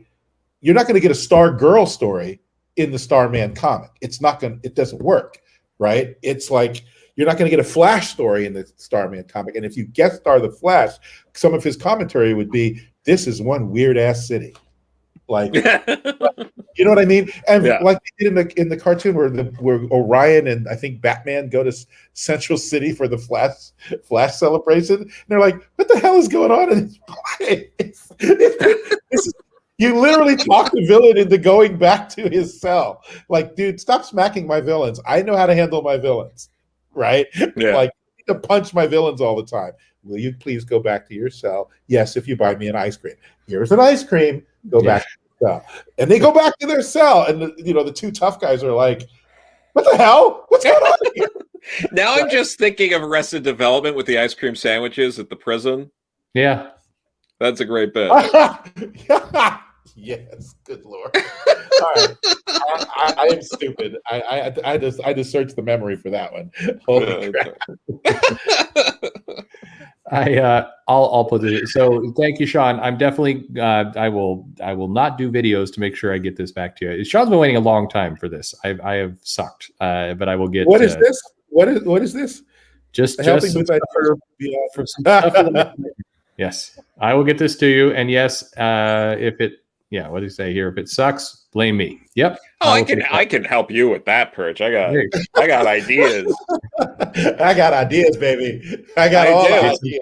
Jason Todd fathers everything. Yeah. So some of which have been published in DC Comics by other people. Yeah. Stop it. Anyway, hey, there's Barry Windsor Smith doing Cole. Whoa. I have all of these comics except for G.I. Joe and Cole. Nice. That G.I. Joe cover I remember was incredible because it's colored in a way that was very different at the time. Like it stood out on the stands because it was they were using effects that I hadn't seen before, and it was I guess so it's kind of got that though purple bisexual lighting there. So Oh my Nice. God, The best bisexual kind of lighting. lighting. yeah. Right. Yeah, but yeah, there's some fun stuff. This X-Men run was, I think, What yeah. issue is that? This is 194, and I think this is nice, the unsung hero. The first appearance of Nimrod. He'd shown up before, but I think this is when he kind of really started attacking people. Really goes off. Yeah. Nimrod was a really slow burn, as I recall. It's Yeah, a really dude. slow burn now too. Yeah. Oh, stop! Oh my God! Shots I fired. told you, put the sword away at some point. You have to, at some point, stop swinging the sword. That's the best. I'm a very big fan of Hickman. I've liked him since like Nightly News. Good. Hickman is great. I look forward to the Nimrod Adventure 3 omnibuses from now. Oh my God. And I love Vita and TD and Leah. They've all been incredibly nice to me. They're wonderful. I'd like to see Nimrod eventually, though. Is where this is going. Jesus Christ. I'm not even going to say what my response to that was because then I'll get in trouble. Well, I mean, 2 weeks ago, I was putting up some of the comics coming out, and it was like Dawn of X, trade volume 17. And I'm like, 17? What the fuck? Really? Jesus Christ. But if I'm being completely real, though, if I was in that position, I would. You get paid by the page, okay? Like, Fair. So I'd be doing the same exact thing. So I cannot complain at all. Yeah, I just hope he has a real end game in mind. I hope it's not one of these like. I remember that I was into that show Inuyasha. I got into Inuyasha, and then about like 100 episodes in, I was like, wait, this is never going to stop. Yeah, this is never going to end. We're never going to get to the end of this. And then I was like, I had this weird existential crisis. Like, am I going to stick with this anyway? Or do I check out now while I'm still sane? Like, what? I feel like Hickman could do that. Like, I hope he has a real end game for this. I think one of the videos coming out, my younger daughter comes on to talk about her thoughts on comics. And she's like, yeah, we're on episode 650 of One Piece. Nope. Sorry. Only 400 to go. It's like, no. Yeah, I'm not doing that. There you have it. Yeah, that's a lot of stuff. This Omega Men cover is kind of famous though, right? Omega Men. Oh, I'm behind you. Let me get on the other page. Oh yeah. Isn't that the first Lobo? When he wasn't the Lobo he is now. I believe I think it is. Maybe somebody confirm it. I believe that is Lobo right there. Jesus Christ. Yeah. Yeah, he went through a phase back then where a lot of his characters looked like members of Kiss. Yes. Or maybe Alice Cooper he was trying to do. Yeah. Oh my God. So another story involving Neil Gaiman is so he was at Disney World at one point on a family vacation with friends, and you know how the lines like snake around, so like you see one person, they're all the way on the other end, and you're eventually going to like kind of see each other in the middle. Mm-hmm. Yeah. So someone's wearing a t-shirt. He thinks it's a dream shirt, and he's all like, oh, like, he's talking about like that's a dream shirt, they're repping Sandman. Once he gets closer, he realizes it's a Lobo shirt, and he's devastated. Oh, brutal, right? Brutal. Look at those Titans. Yeah, 2 George Perez Titans. When you could get away with just writing a letter on the cover rather than having a data sheet. There you go. Funny. Yeah. Do people even write anymore? Like in scripts? Do they use cursive anymore? When they're doing a throwback movie, yes, but otherwise, no. Okay. There you go. Now, were these are new Titans? Was that when they were doing the reprint run of Titans in the Prestige book was the actual Titans? Or this just the new Teen Titans? No, this was New Teen Titans. This is issue 20 and issue 32. 2, right? Yeah. Oh, nice. Thunder- Yeah. Yeah. And Thunder- which Batman issues are those? That is Christ, I can't tell. It's too small. 348, I think, there with the mystery of who's welcoming them home. It's Man Bat. Well, that's a Doug Mank Batman then. And then what's the 360? I think is our other one. Where The Three Man what? Bat one. 360, the attack of the bisexual lighting skeletons. Nice. What So is those up are with both bisexual lighting? so those are both Doug Mank. That's great.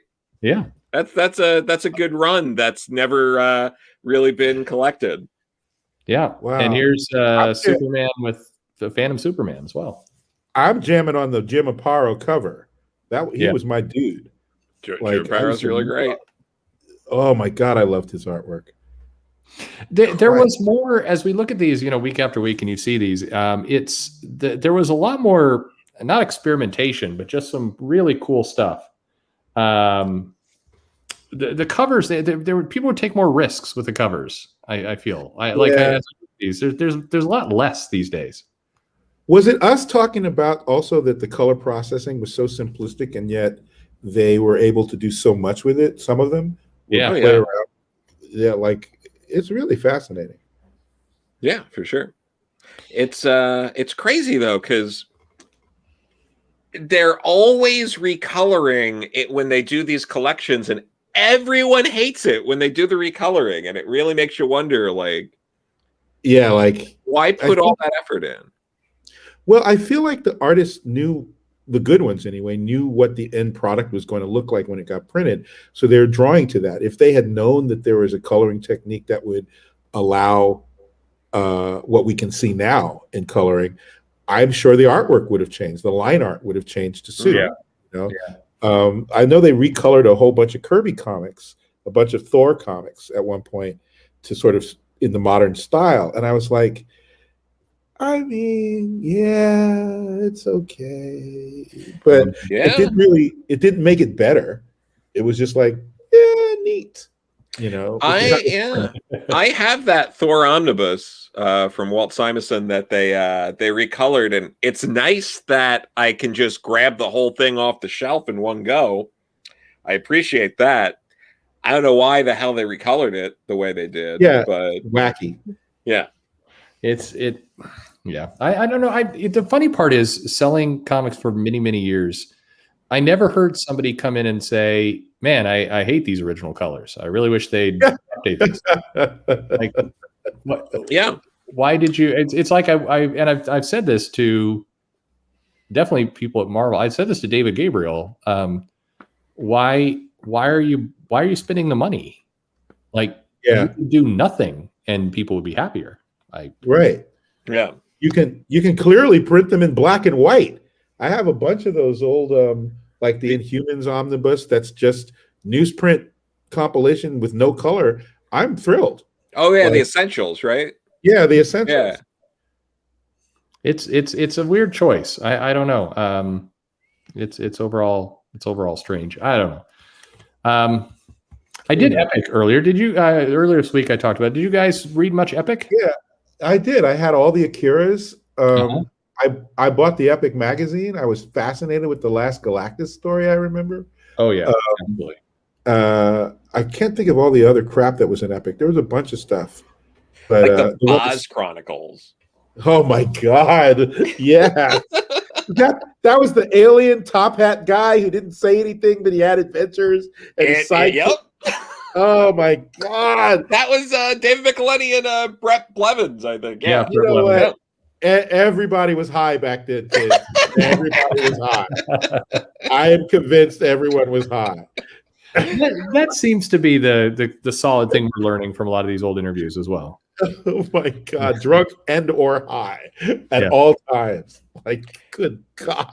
And was Silver Surfer Parable with the Mobius and Stanley? Was oh that epic? Yeah. What about Christ, Moonshadow? That had to have been epic. Yeah. Yeah. Oh and not to forget John Wellington was the colorist on Parable. So that's throwing that out there too. But yeah. Less popular was that Iron Man book where it was like they were billing it as the first computer graphic. I knew that's exactly what you were going to say. As soon as you mentioned Iron Man, I was like, oh no. Yeah. Wait, that was done by the guy who did Shatter, though, right? I remember. Wait a minute. I might own that. I own that. It's not good. It certainly doesn't hold up. Let's put it like that.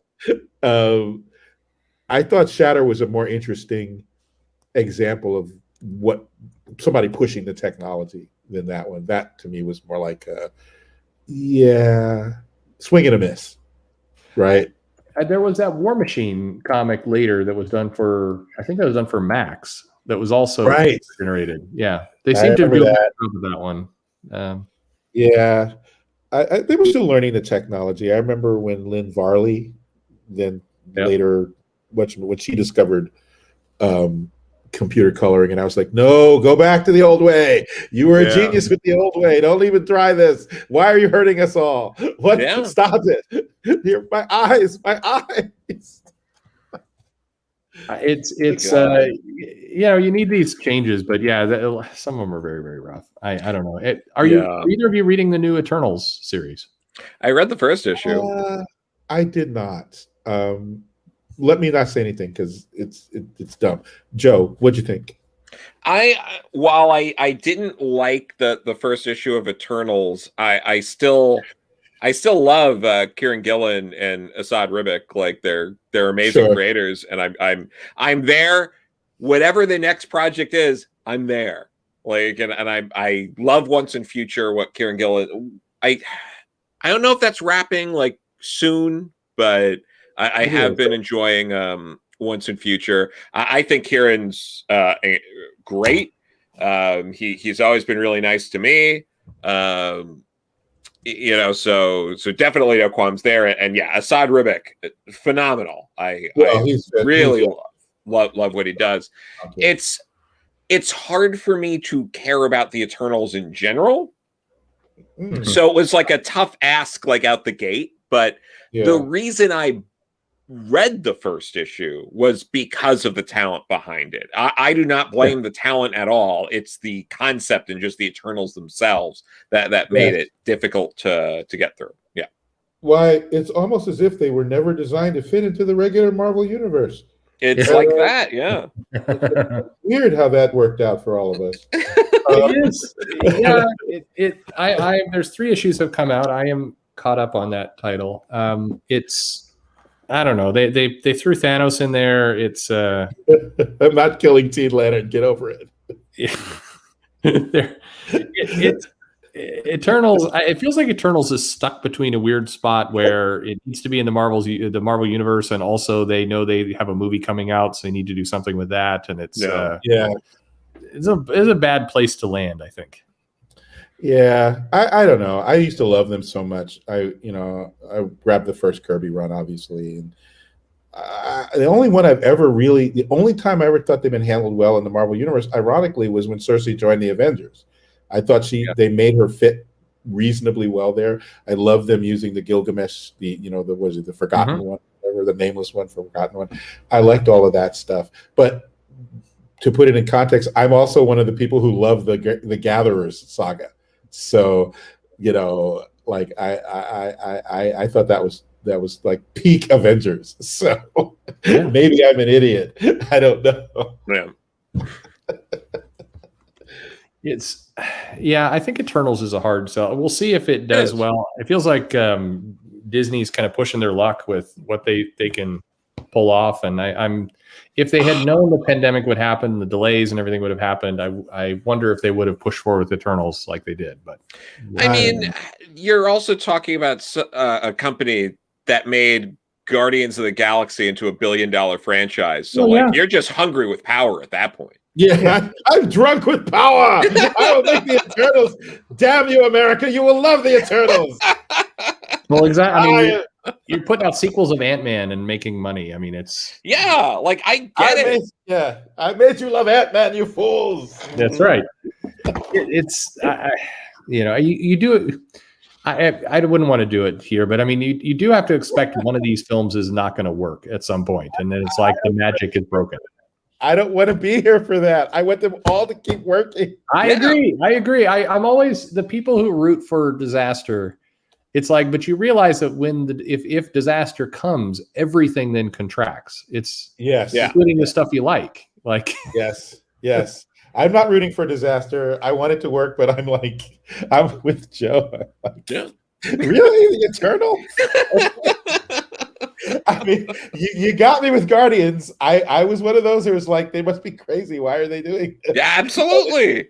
So, do it again. God bless. Have a ball. Whatever. Right? I watch a lot of Marvel's announcements and some of this. Like if you ever go to YouTube and watch like Russian car crash videos where near misses, that's how it's like. I'm watching this and I'm like, oh God, they just missed. There was nearly a death, and that's how these announcements feel half the time. Like anyway, yeah, funny. But I mean, anyway, I have nothing to say. That's fun. Atari Force rocked. There's a Starry Force. Yeah, and there's Wonder Woman's butt representing the 70s. There we go. But funny story about since we're talking Guardians, what was it? I heard this from Brad Walker that originally when he was doing Guardians with Dan Abbott and Andy Lanning, they approached Marvel about how the sales weren't that great, but if they could change the name to like Cosmic Avengers or something like that, it might generate more sales. And at the time, Marvel had said, we can't water down the Avengers line like that and just slap Avengers on any book. Wow. They stuck to that. Well, this is the same company that told Grant Morrison, we can't give you a new #1 with new X-Men. You got to just go from 114 or whatever it was, so what the hell? Who was driving back then? You can't reboot comics. That's absurd. You can't reboot. My God. And back when Steve Englehart was doing Avengers and Defenders, they were pushing back, being like, you can't have a crossover. Who would read a crossover comic? What? So, that was a major thing. They gave Steve Englehart flack when he was writing Avengers and Defenders and wanted to do a crossover, and they were like, "Who reads? No one's going to read a crossover. That means they have to buy 2 books." Yeah, that would be a nightmare for sales. That would be a nightmare in the 70s, I guess. Yeah. Jeff and Joe, I want to ask both of you, who do you put on your Mount Rushmore of artists for comics? I was actually just writing it, but how many faces are up there? So 4. I'm putting Trump's up there now, so there will be 5. I have to go. It's time for me to leave now. I would say Jack Kirby, Alan Moore, Stan Lee, and Dwayne McDuffie. Nice. Okay, that's I love that. How about you, Joe? Oh, this is so hard. It's like, God, I just gotta make it 4. Definitely. Ramona Fradden's definitely on there. Okay, it's 1. Matt Baker. Whoa. Okay. It's hard not to put Jack Kirby on it. Like I don't want to overlap too much, but it's. I mean, you got to acknowledge the king. Yeah, so it's like So you got to put Jack Kirby, and then geez, it's so hard. I feel like it might have to be Roger Stern. Oh, Roger Stern is solid. Yeah. I can say that he's one of those like stealth players in a way. Like he just only put out excellent work and didn't make a big deal. Yeah, exactly. Yeah. So bastard. Yeah. Oh my God, his Captain. Hey, that Captain America, what he did with Byrne, is still like in my top 10. Like that was amazing. Absolutely. Yeah, I mean, we've been going through some comics lately in these retrospectives of things that we actually enjoy. So we will have to break that pretty soon. But that Captain America run, it's one of those top 10 runs. Absolutely. And, we got to figure out a way to talk to Roger Stern at some point. We have our connections. We have our ways. It's just a matter of if he's up for it. I like the very slow marathon of getting the Jim Shooter interview up. This is the most drawn out process I've ever had in my life, but it is coming, I promise. So wait, you already did it and it's just not up? Oh no, I'm trying to get it scheduled. So okay, we do have we do have an interview.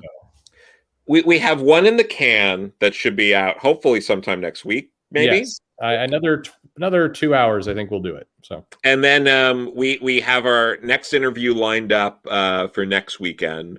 Nice. So the week after that, that'll be good. I think that's going to be another one that people are really going to love.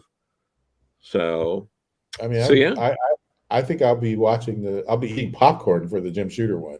Yeah, it'll be fun. I don't know if I'll even participate. I'll just be the problem with the Jim Shooter one is I'm going to end up having to listen to so many hours of Jim Shooter interviews because I'm just that kind of guy who's going to be like, I don't want to ask Jim Shooter everything I've been asked already. And like, you know. I'm hoping we can get him on and say, so what was it like working at Marvel at the 80s?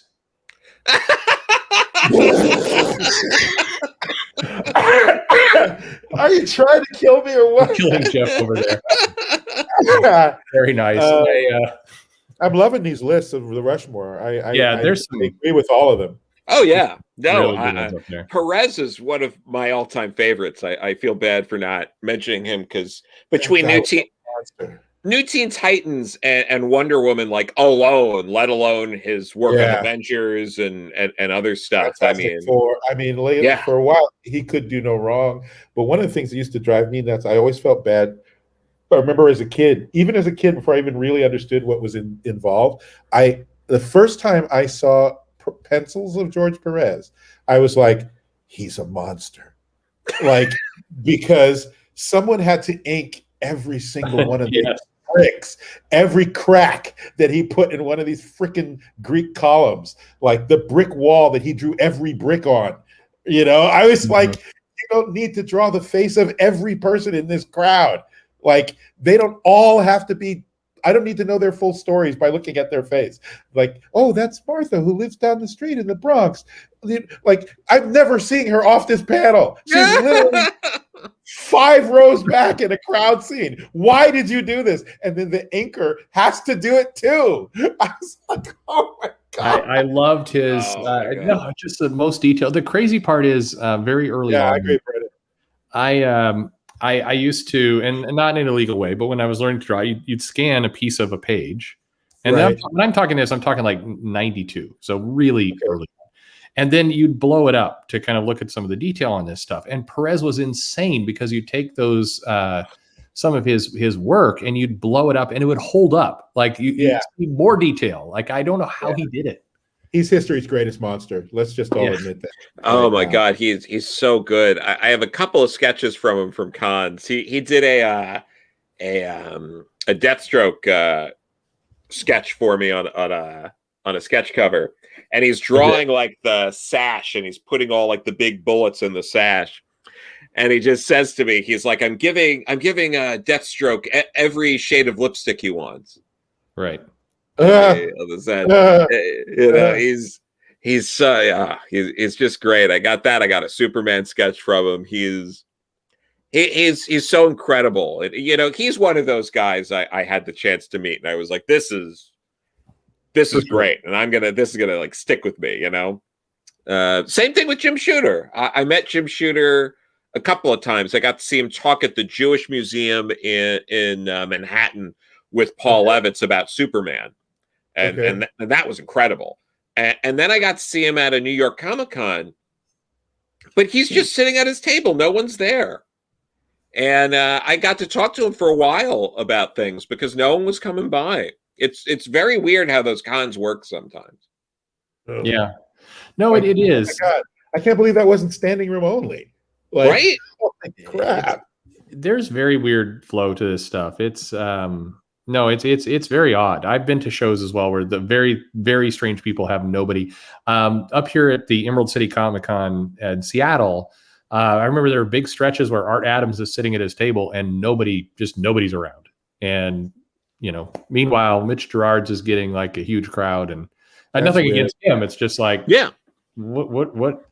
there are people there. I don't know what was going on. So, sometimes I won't go. Sometimes I won't even try to go to a panel because I'm like, well, it's the John Byrne panel. There's no way I'm getting in. Yeah. So, like, there are people already lined up for that. There's no purpose for me to try to go up there. But if everybody thinks that, then nobody goes to the panel. Yeah. No, I mean, the bright side, I got a bunch of original Adams art, so that was there nice. you go. Yeah. Nice. Yeah. Right.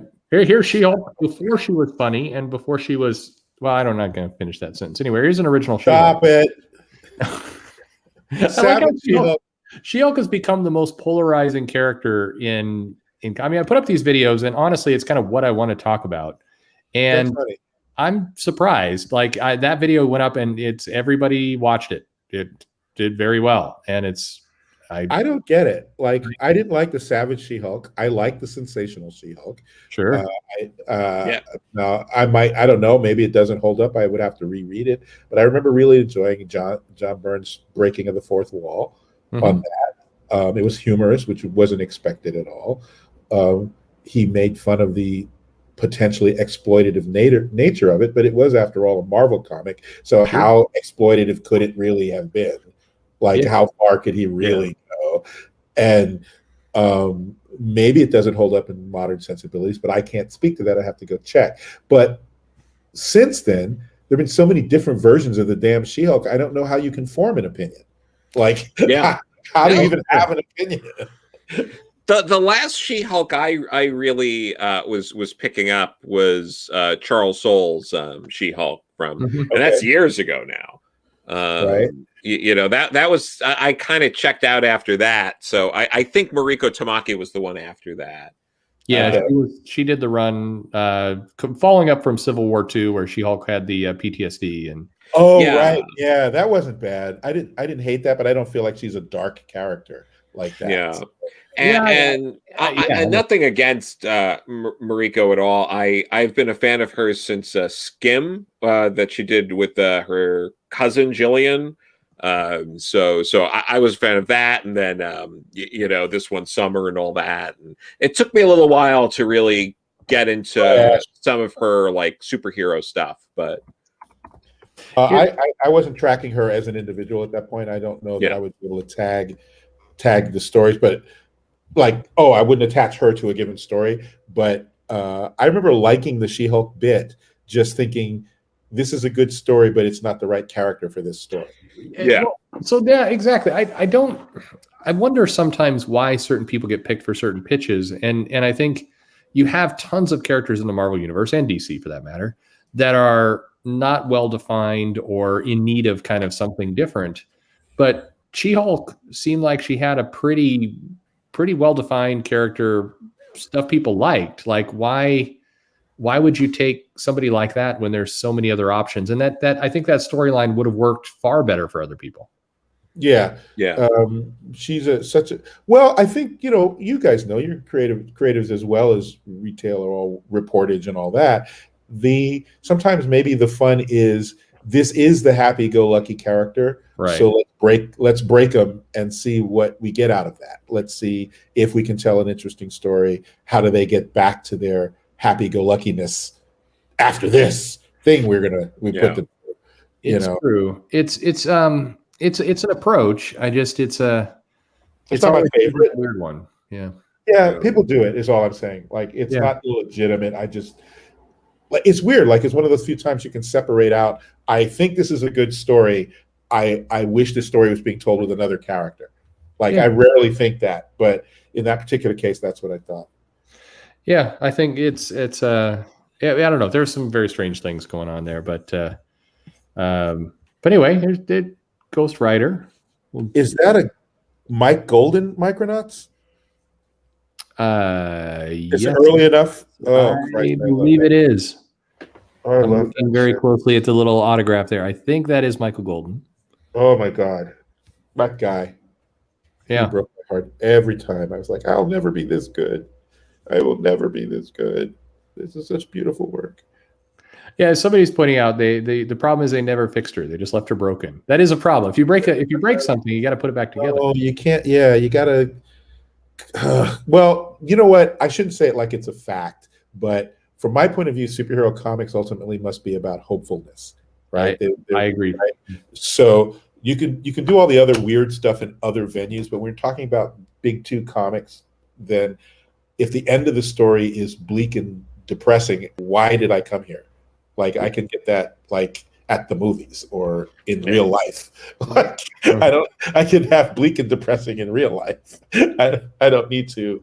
If she doesn't come out of it, if she doesn't come out better and teach me how to be better, like how I get out of my PTSD, then why did I go through that journey?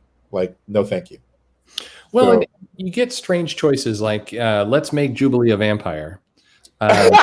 What was that? And they stuck with that for years. Jesus Christ, why? What was that? That was at least 10 years. It was more than that.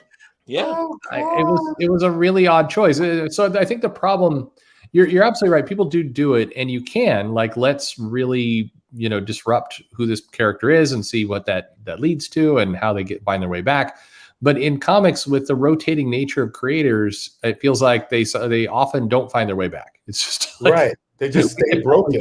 What do they call it? Break the cutie? That was like a movie trope or something, or like what is it? It's on Movie Tropes or whatever, where they call it break the cutie. That's and right. I'm like, I'm not a fan of that unless there's a point to it. Like you gotta bring her back, or I don't know, make her the worst supervillain ever. Like you got to do something with it other than just break her. So whatever. Yeah. Well done. People like that answer, Jeff. So that's all good. Growl. Now I'm a curmudgeon. Get off my lawn. What the hell's wrong with you?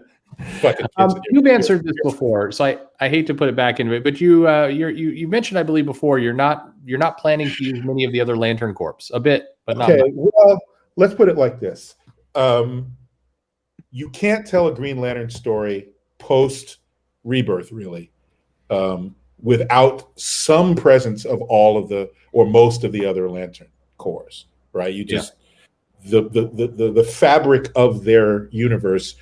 They're all too meshed up together. But for instance, the Indigo Tribe, like I don't like. I'm not going to say I'll never use them. I just haven't yet thought of a reason to bring them in. Will you see the yellows? Yep. Will you see the reds? A bit. Will you see the blues? They're not off the table. You're almost certainly not going to see our Agent Orange. If there are any big Larfleeze fans out there, hate to disappoint, but he's probably not making an appearance. Probably not probably. There will be no ultraviolet lanterning in my run. There will be no ultraviolet lanterning in my run of the book. Not for any particular reason, but it's come up in conversation lately. They just literally, it never occurred to me to do that, so I'm just going to say point blank, I'm not doing it. I have nothing against them. The idea of it, I have nothing for it. It just never crossed my mind. But in terms of sort of giant conflicts with the other Lanterns or them being sort of the prominent driving force, all of that's out. Like for this arc, we're looking elsewhere in the Green Lantern mythology for the first arc, certainly. There will be a reassessment of relationships is the best way to say it. We won't be seeing any of the what do you call it? The Star Sapphires. I'm not using the Star Sapphires for the most part. No, not even for the most part. That's me being nice. They're not going to be in it. A lot of them will get made mention of, but they won't have any massive presence like you're used to. Like that, it's just not going to be all about that. Are the Green Lanterns still weak to wood? Well, one of them is. Okay. The one that's called Sentinel now. Yeah. Well, I don't know. Did they take that weakness away? When was the last time they referenced that? It's been a while. It's no dumber than the weakness to freaking yellow. Like it just takes a creative. I think what did they say, that it was not wood specifically, that it had something to do with the green, the life force or something, and that the magic was oppositional to that. Somebody tried to explain it. That was years ago. I don't know if it stuck, but I mean, it sounds dumb when we say it out loud, but all of it's dumb when you look too deeply at it. Like, I remember Byrne trying to break his head trying to explain how Superman's powers work, and like how he can lift up the corner of a building and not have the top of the building fall off. Like, because he's secretly putting out a psionic control of the. I'm like, stop it. He can just lift up a building from the corner. Like, there is no physics reason that works. If it was real physics, it wouldn't work. Just stop it. He can't push the moon. Here's why Superman can never push the moon, because the amount of force that he'd have to exert on that single point on the moon would push him right through the moon. It doesn't matter. That's how physics works. You cannot, that small an object can't move the moon like that. He would push through it before he'd move it. So why are you trying to explain it? It's nonsense. It cannot work. Like, you're going to go insane trying to figure a way to make that work. Now, right?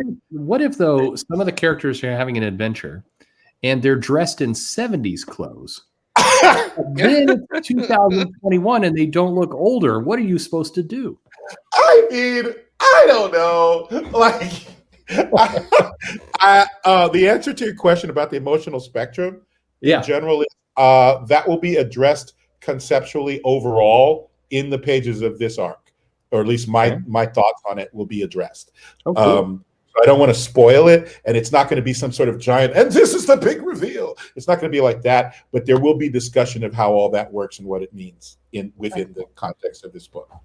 So this is the scene where the Teen Lantern takes command of the Green Lantern Corps and screams at everyone. And yes, perfect. Yeah, yes. She's going to destroy the battery in a mad bid for power over the galaxy. What's going to happen? Okay. Yeah, she's actually the Chartreuse Lantern, and she's had it. Actually, plaid. She's the plaid lantern, and she's had it with all this color segregation. Is really her big. Right? She wants all colors to mesh together, and she's going to enforce her diversity will upon the universe. So that's perfect. You've heard it here first on Perch's show. There you go. We can all look forward to that, everybody. So there. You remember the most famous Green Lantern cover is Hal with the rings, right after he destroyed the battery, or just before he destroys the battery. He looks like a maniac. That's going to be Kid Lantern. That's going to be Teen Lantern. Only she's going to have all of the rings, and she's going to be screaming. It's a whole thing.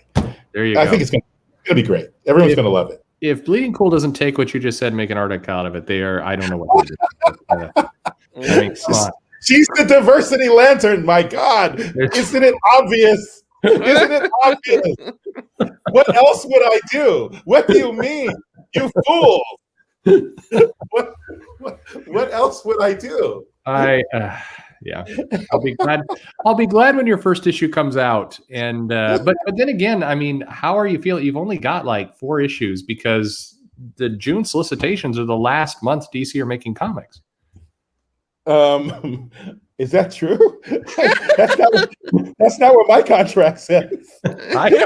I'm sorry, they're converting everything into NFTs, and you're screwed. Oh well, I mean, okay.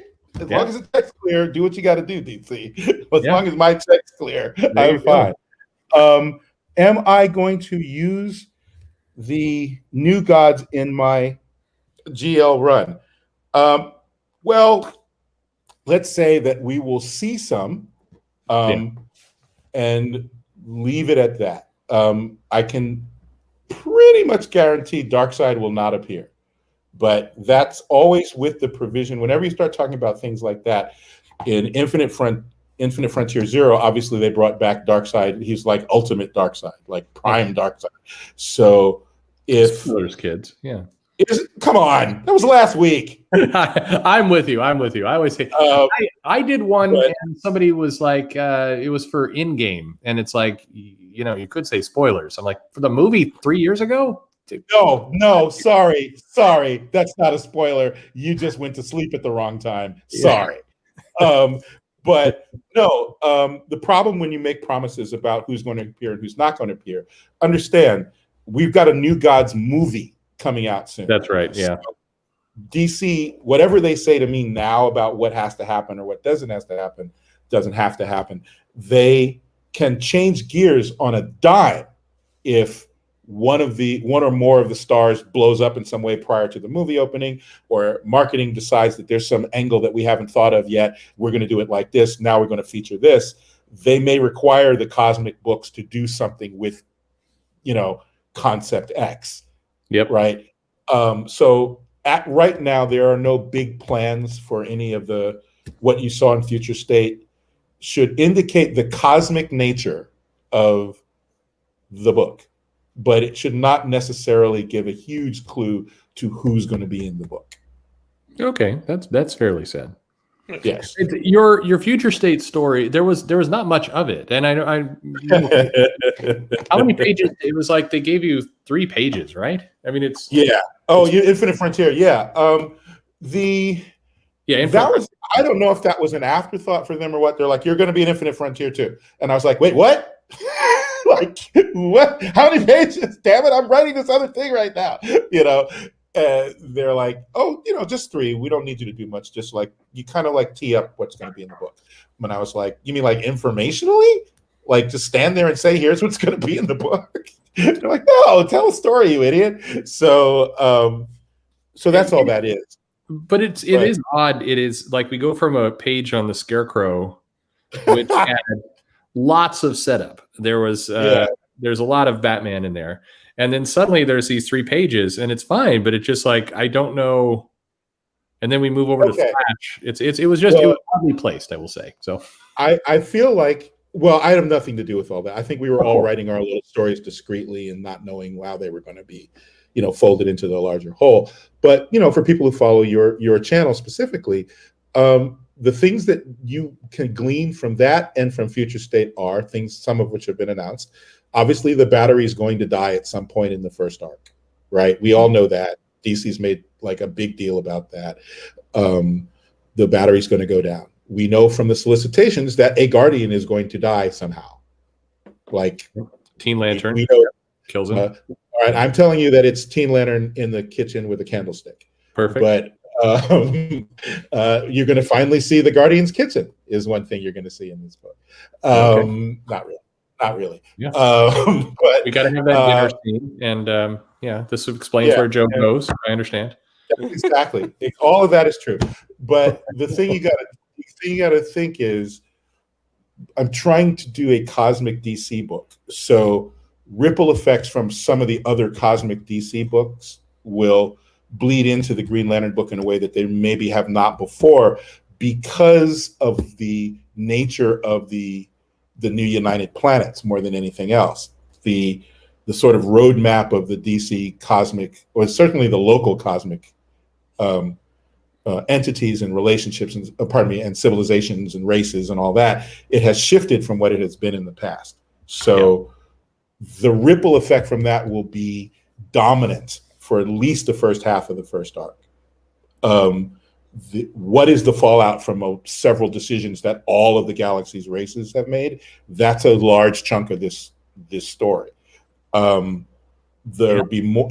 There's a new set of bad guys, but they are deeply immersed in Green Lantern lore to the point where, unless I missed an arc somewhere, I'm sort of surprised no one's tried this already, which is always to me a good sign, because it means it's built in, but it's been overlooked for long enough that it's going to feel a little bit fresh. Excellent. So we're seeing no mask on Simon Baz. People are pointing out. Was that yes? The no mask on Simon Baz is something I just decided. It's not. It doesn't have any big meaning. It's not that his costume is going to change or anything like that. It's that I wanted there to be a visual difference between them when they're being casual and when they're at work, basically. Excellent. So when they're just sitting around chilling, there's no need for that mask to be on. Like, that's for public activity. And it's not like John doesn't know who's under the damn mask. So why would you wear it in front of John? Well, and he's going to another planet. The point of that seems kind of... what's the point of that? Although there is something to be said of, this is my uniform and it's the way I interpret my uniform. The other thing I play around with is, I say I play around with it. It's something I like to watch the artists try to interpret, which is, depending on their, like, when they're active as Green Lanterns, who's to say that that's what their clothing looked like before they activated the ring that day, right? The ring might just turn your clothing into your uniform. So if your ring switches off for some reason, you might just be in your pajamas when you're done with your day. Like it'll turn your uniform back into whatever you were wearing that day. So play around with the costumes will shift depending on what is the business at hand.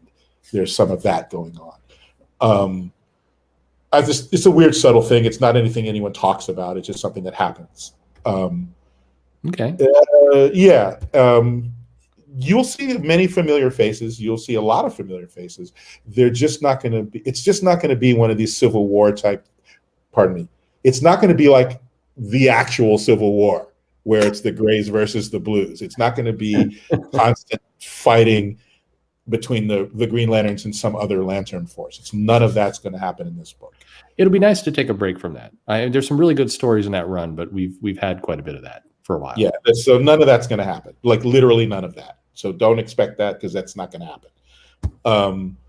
But what we will see is a lot of outward motion. We're going to I wouldn't say exploring because that makes it sound like it's another kind of book than it's going to be.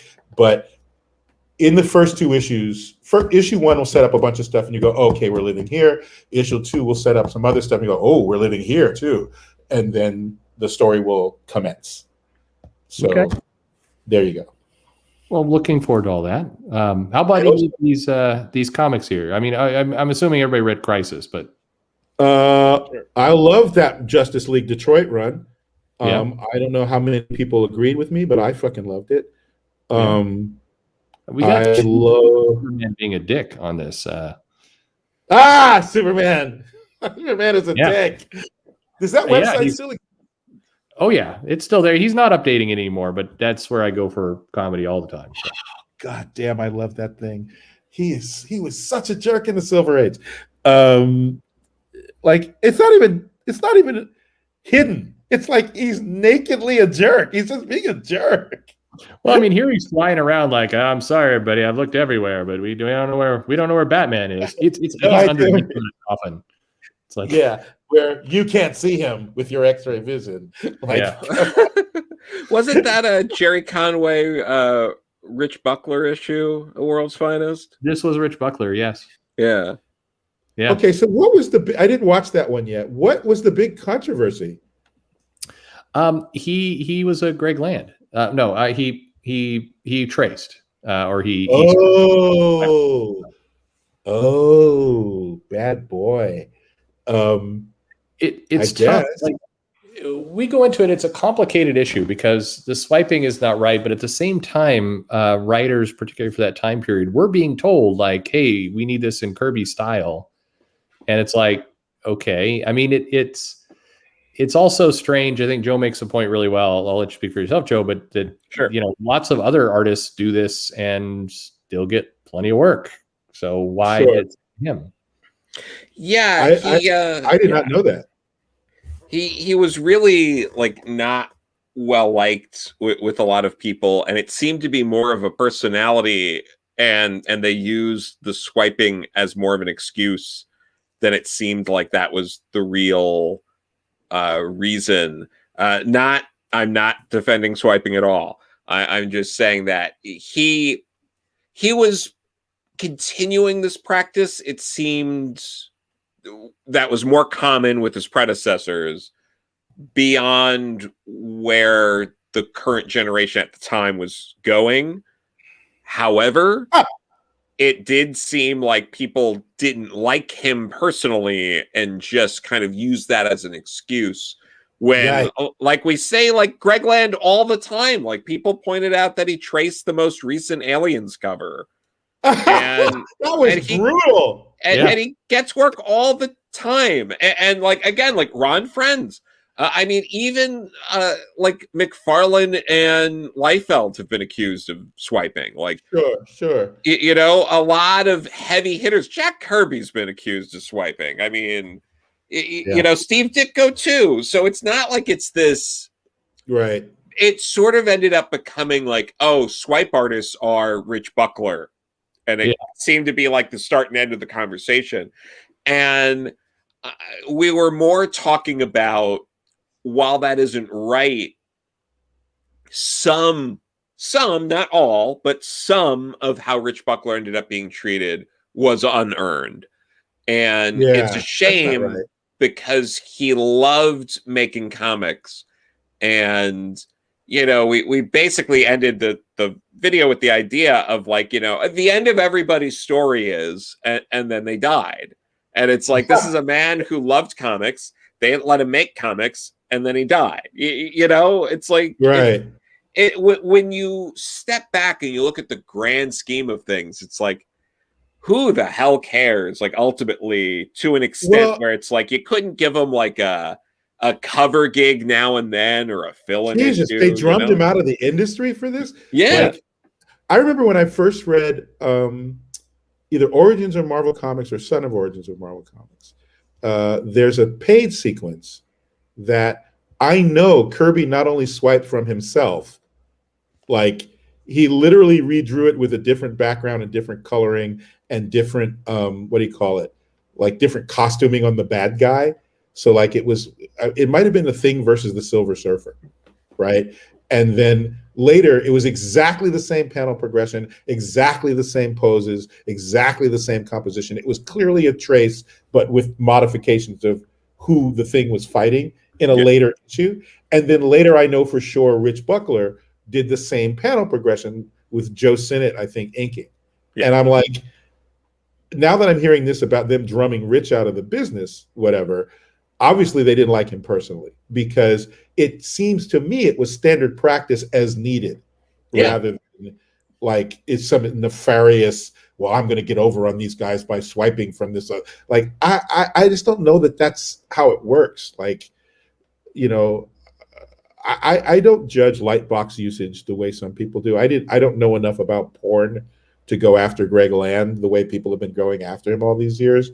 The guy can draw for real. Like, before this became a controversy, this controversial practice became that, he can actually straight up just really draw, like, aggressively well. If his process, I don't know, to make it faster, maybe, or I don't know, involves him light boxing the shit out of his art, yeah, it's not the way to go. But on my best freaking day, I'm still not matching him on his worst day. So I don't know what the beef is. And I mean, like, I'm not like a random person. I can draw, right? But I can't draw like that. So like, I don't know why everyone's so mad. Like, are you being cheated in some way? Is the story sucking now? Like, unless you have a working knowledge of porn box covers or porn magazines or something, and you're like, no, that's an image of, you know, Queen X Tifa or whatever the fuck their names are. Like, I know that picture so well. That is clearly not, you know, Wonder Woman or whatever. I'm like, this stuff went right over my fucking head. So I think it feels like there's a lot of phony outrage on it. People get really uptight, and I think if the work doesn't look good, if it looks repetitive, I mean, some of the Ultimate Fantastic Four stuff by Land, it did look weird that Sue Storm was always kind of leaning forward and breathing heavily in every panel. You know, but it's like I don't know. I mean, there was so many problems in the industry. This always felt like a weird one to really focus on. But yeah, like, this is what you're mad about? Yeah. This is the thing this is your hill. You're gonna die on this hill. Yeah. Okay. Well, everybody go look for Queen X Tifa. That's yes, Queen X Tifa. Yes. I don't know what that is. I don't know. We're gonna Google that, and people will be very, very horrified. It'll be right there. I'm sure there really is one, and now it's gonna like scar someone for life. Yeah. No, I think as some of the part about Land is that you know, definitely, and I think Ultimate Fantastic Four, you did see some of this. The compositions look very weird at times and out of scale, and all the rest. And it's but I don't know, Buckler, I think, like you say, Joe, he gets a lot, and we said in the video, he gets a lot of criticism, and it feels like it was another case where the industry does him dirty from the standpoint of, you know, he creates Deathlock. Yep. Right. They do a memorial for him with Medusa and Black Bolt on it. And what? It's like, yeah, what are you doing? You know? Well, it's the same thing with Herb Trimpe. When he passed away, his greatest legacy was co-creating Wolverine. No Wolverine in his memorial. Come on. It's a weird choice, right? It's very weird. They did him really dirty anyway, because I remember when he sort of came back for a minute in the 90s and they made him draw like Liefeld. Like, yeah. I remember that he came back on, I don't know, was it a Hulk issue? If it was a Hulk, it was even worse. Like, you're making one of the definitive Hulk artists draw like this dude?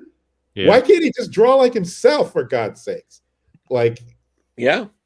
I don't know. It always feels weird. The stuff that, and it's one of the points I get across. I know I've irritated some people in the industry over it. It's like, I think there are some real problems that don't get talked about. Yeah. And I think they need to be. But, you know, it's some of the stuff, it's very strange why it doesn't. We prefer to focus on very random things. I'm always... Maybe, like you said, maybe he pissed off the wrong people backstage in ways that we'll never hear about. Yeah. Maybe he just was really disliked on a personal level, and we just don't know why, and we'll never know why. Yeah, no, I there has to be. We were talking about that in the video. There has to be some other things in there. Oh, it doesn't for make sure.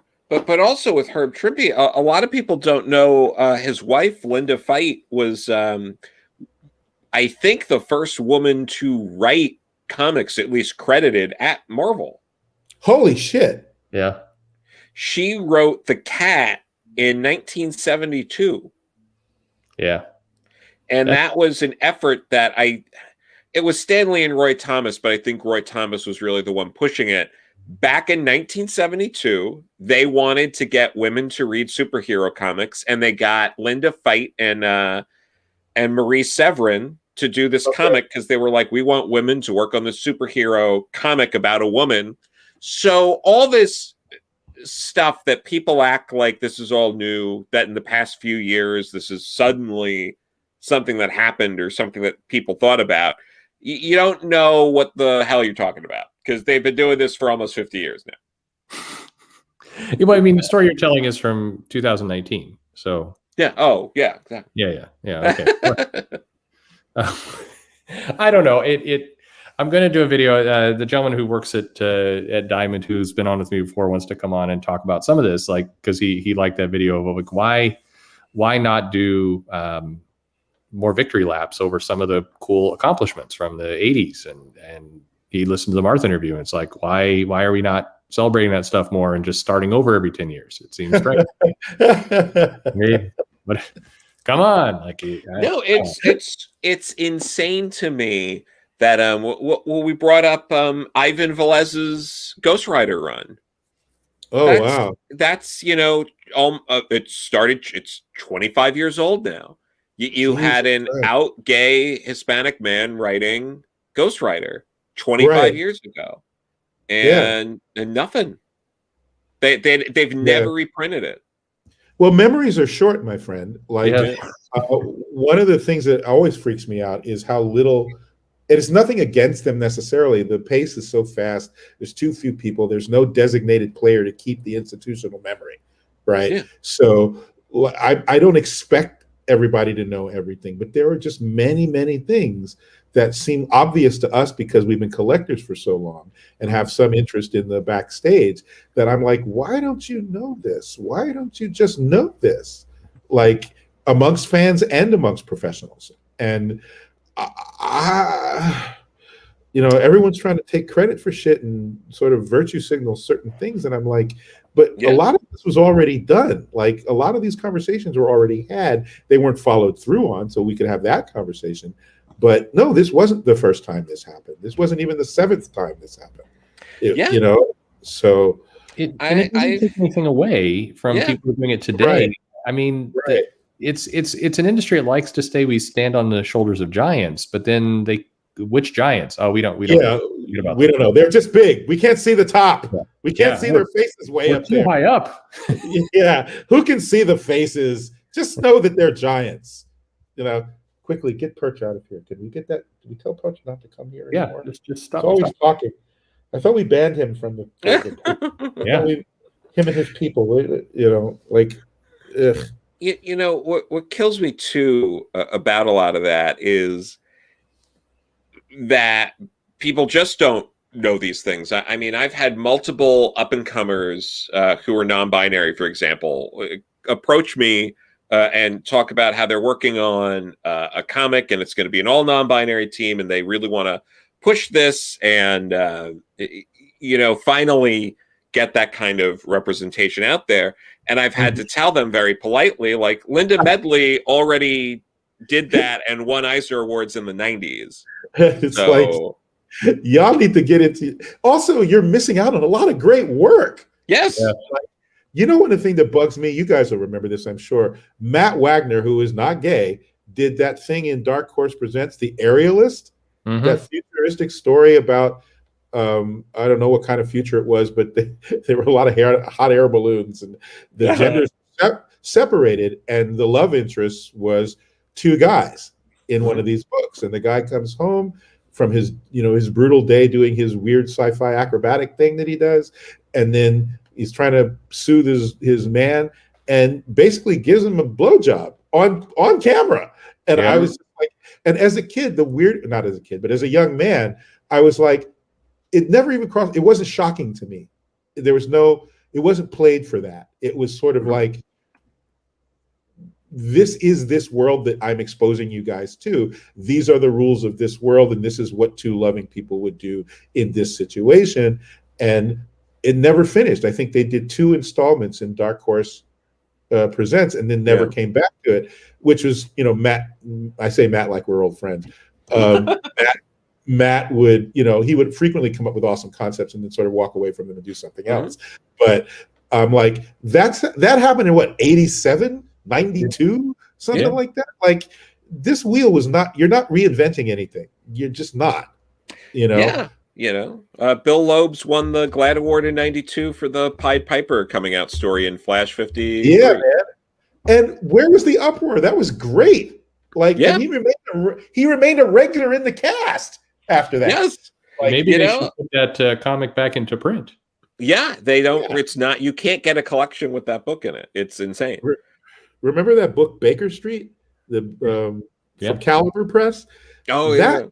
Oh my God! Where's my movie? Where's my BBC freaking treatment of that?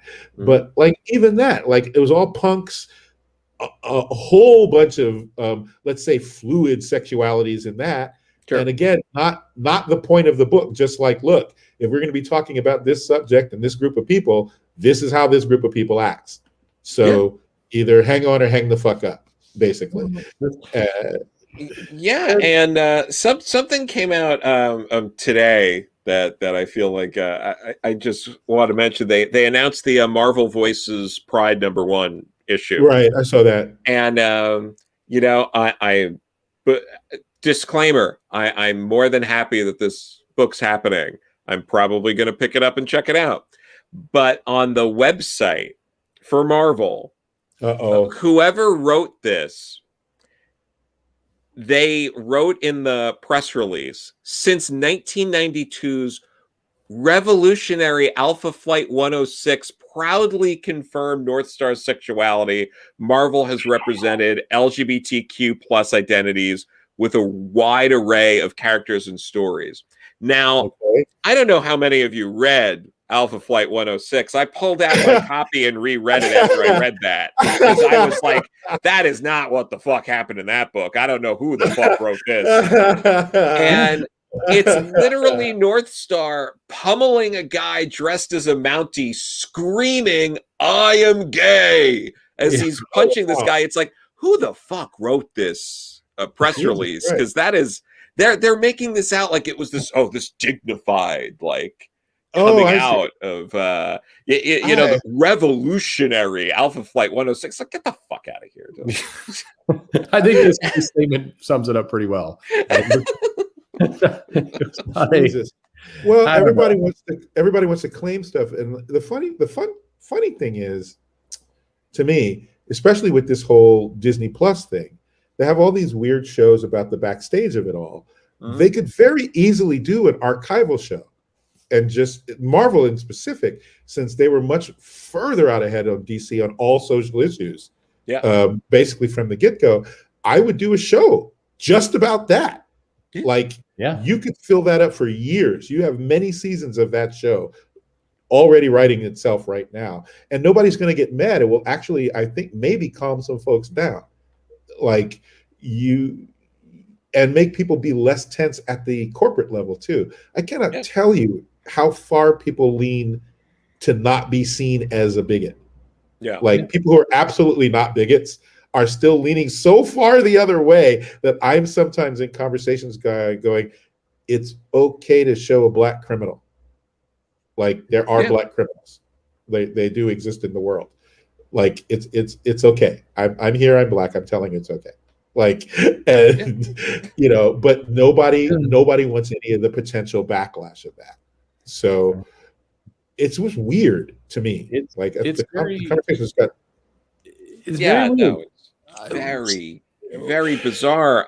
I've seen comic up and coming kind of comic creators recently go out there tweeting stuff like, you know, Grant Morrison's pronouns are they, them, and you need to do, and it's just like, you know, buddy, I don't think Grant Morrison needs someone they've never talked to or anything like that standing up for them. Like, what the hell are you doing? Right. Also, you may not know, like, for instance, that's a good example, because I literally just did this in an interview where I kept referring to them as he. But it's going to take a second, fellas, ladies. Yeah. It's going to take a minute for me to reprogram, because I've spent my entire life dealing with this person where their pronoun was he. Now their pronoun is they. I get it. But if every time I slip while I'm recalibrating, you dive on me, go, you monster, how dare you? You know, it's like, you're not helping either of us by doing that. Like, that's the best way, right? To initiate conversation understanding is screaming at somebody that they're wrong and stupid. Look, I did an interview some time ago where one of the people, and I'm not going to say who they are because I don't know what the deal is in terms of their public presence. Sure. But I didn't even know there was such a thing as non-binary until a few years ago. Right. I went to an interview. I met this lovely person who I just found to be just the bee's knees, so enticing in an intellectual way. Like, just such a great energy. I want to talk to you. You just seem like such a great, smart, fun, creative person. But in conversation with this person, I kept saying she. When I would refer to this person, I kept saying she. And finally, they took me aside and said, look, it makes me uncomfortable, you know, when you say that. And I'm like, I'm mortified, because I prefer to insult people on purpose. Like, if I'm insulting you, I want you to know I did it on purpose, because I will if I feel like it. I rather not accidentally insult you. Right? So I say, all right, so what are you saying? And they said, oh, I'm non-binary. And I was like, very straightforwardly, I don't know what that is. Please explain it to me. And so it was explained to me. And I was like, oh, so not she. And they were like, no. And I'm like, he? And they were like, nope. And I was like, so what? Is there some new terms? Like, they is the preferred term. And I was like, so I will refer to you as they from now on? And they were like, yeah. And I was like, you know, I'm going to slip up and make an error. And they said, and if you do it in front of me, I will correct you until you do it right. And I was like, fair enough. Just understand there's nothing malicious in it. I'm not doing it on purpose at you. And that was it. They has been, I mean, it's like, I like what you said. It's going to take you a minute. And I mean, for me in general, I have a general practice of whatever you want me to call you, I'll call you. Yep. Yep. You go to other countries. Yeah. You call, you know, you go to Japan, there's different, you'll call somebody san or kun or whatever it happens to be. But you know, you get told you comply. I don't mind that. I never have, but I'm Generation X, my friend. Do not put that boomer shit on me. Likewise. Okay. Yes. I am Gen X as well. Let's not Gen X, my friend. Yes. Use my generation pronoun. Sorry about that. Yeah. But it's like, if you, the move to them, they is you're going from a singular to a pronoun to a plural. That's going to take more time. I'm sorry, and I'll give somebody respect for what they want to be called. But you know, I've been wired, as all of us have, for quite a while, and it's we're gonna have to take a minute to get that fixed because you are rewiring a lot of material. It's not your problem, by the way. It's not somebody else's problem. It's just please some patience. That's all. It's behavioral, right? You're literally doing a behavior mod on the fly. So if you will please promise to not to assume I'm doing it to hurt you, and I will do my best to make this correction, I think everybody will be fine. I prefer to err on the side of politeness. That's it. Yes. It doesn't matter what my belief structure is or is not. I'm an atheist, but I don't run up on everybody who's a freaking evangelical Christian and tell them they're a moron. Why would I do that? Be very rude. Sure. My wife's family is observant Catholics. Mm-hmm. So what happens at Christmas time? Jeff sits his ass in mass and has a lovely time. And I don't do anything insulting to the tradition. I don't take the sacrament because I think that's not right if you're not a believer. But I say the prayers, I sing the songs, I participate in all the other stuff, and I don't do it ironically. I'm not like commenting on it. And like, this is where we are now. This is what this group of people who are basically lovely people, I'm sure some of them are dicks because there's always some dicks somewhere. Everybody has a potential to be a dick, yes. Right. But it is not my position or my place to school them on my wisdom of atheism in this venue. That's not what we're here for. And it doesn't gain anybody anything to do it. So like, it's a weird thing. Somebody points out why the F are we talking about this? Because that's how conversations work. You're right. That's true. But I've been are strange. This is how comics go in a comic shop, and it is where things can go. But it is. Yep. I do think maybe. What is it? What the best way to put this? Maybe everybody should talk about this a little less, like talk about it normally in conversations, and then just let it go. It's okay. Yeah. Like whatever with it. Like I just try to be polite. Yeah. All I know is Thor is getting just wailed on by some barbarian axe-wielding giant thing. I don't remember that comic at all. I must own it because I had a complete run, but I just don't have any memory of that particular comic. Yeah. That's a Byrne Fantastic Four, right? Yes. Oh my God, that run! Yeah.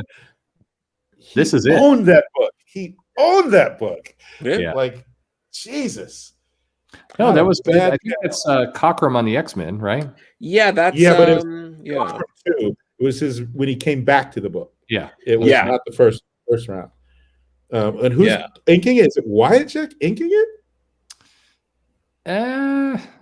He was inking around then. I love Bob Wycheck's inks on stuff. I've met him at a few cons. I got a Cosmic Boy sketch from him and a Nightcrawler sketch from him because I love him on the Legion and on X-Men.